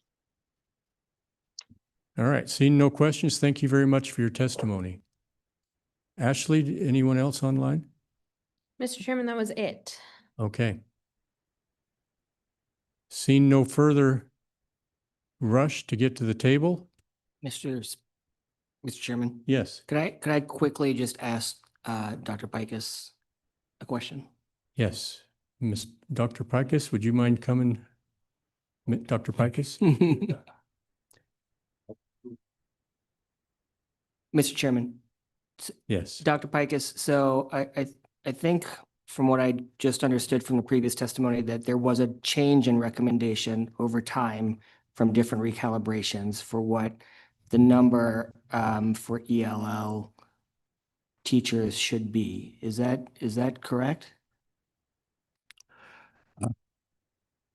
Representative Yin, I believe that the formula for the number of teachers that ELL students would generate has remained constant since we started doing this. So a school district that had a growth in ELL students would obviously generate more ELL teachers. But if the number stays the same, the teachers would remain the same. So, Mr. Chairman, just to follow up, so the recommendation, since I mean you have been the consultant for all of our recalibrations every 5 years, the recommendation for the formula for each of those recalibrations have stayed the same? Yes, sir. All right. Thank you. Thank you. I like those yes/no answers. All right. We'll close public testimony. Committee, any discussion before we wrap things up? Any directives? Let's go to LSO, find out what their recap is, what the action items are. Mr. Chairman, I think the journal discussion yesterday on food service programs, we're going to explore quite a bit of information with Dr. Pikus, and him and his team are going to come back with some recommendations that you spoke of yesterday. I won't detail those right now. And then also related to school resource officers, you've also requested additional information for them to come back on. And so we will again come back in August on those as well. And then this morning on technology, I think he indicated, or Dr. Pikus indicated, he's got the ability to, or he's building the simulation on if the committee wishes to modify from a 1-to-1 from K-12 to whatever ratios you wish, that can be massaged. One maybe clarification or maybe directive you may want to take up is there was a request to form a working group related to the larger technology aspect. This goes beyond, I think, the 1-to-1 computer to student ratio. If that's a desire of the committee, please let us know. We can work with Dr. Pikus and members of the committee and folks within school districts or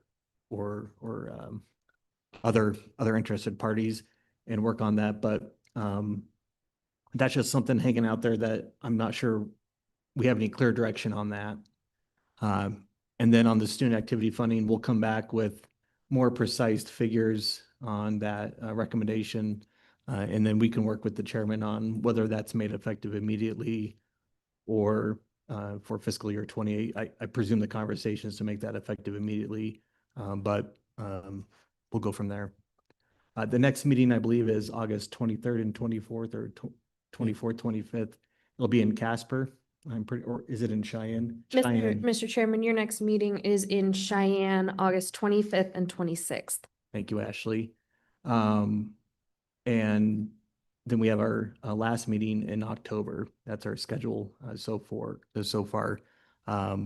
So that's what I have, Mr. Chairman.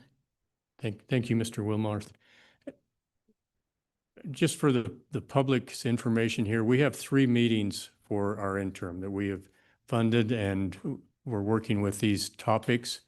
We've started out very broad in this first meeting, very broad. This hopper is huge, and we've been trying to get the input so that we can narrow the focus down in this hopper. And so by the next meeting, we'll be a much narrower focus. And finally, by the last meeting, we'll be working on a bill draft to bring to the next session of the legislature. These 4 topics have been very big, and we've worked together for the past 2 days, brainstorming, coming up with some ideas. I'm particularly excited about what we've come up with for activities. This is something that we've talked about for the past 6 weeks, 4 to 6 weeks, and trying to resolve and come up with ideas on our own. But I think we've narrowed the focus a little bit. There's still some loose ends, some rough edges, but we've got an idea that may solve the problem and be a win-win for all school districts, so that there's no school districts that actually lose money for activities. In my mind, and I think in the mind of most of the committee members here, activities are an extension of the classroom. It provides benefit for our students, and we don't want to stop that. We don't want to de-emphasize how important activities are for our students. Learning happens not only in the classroom, but in an extension of that classroom through activities.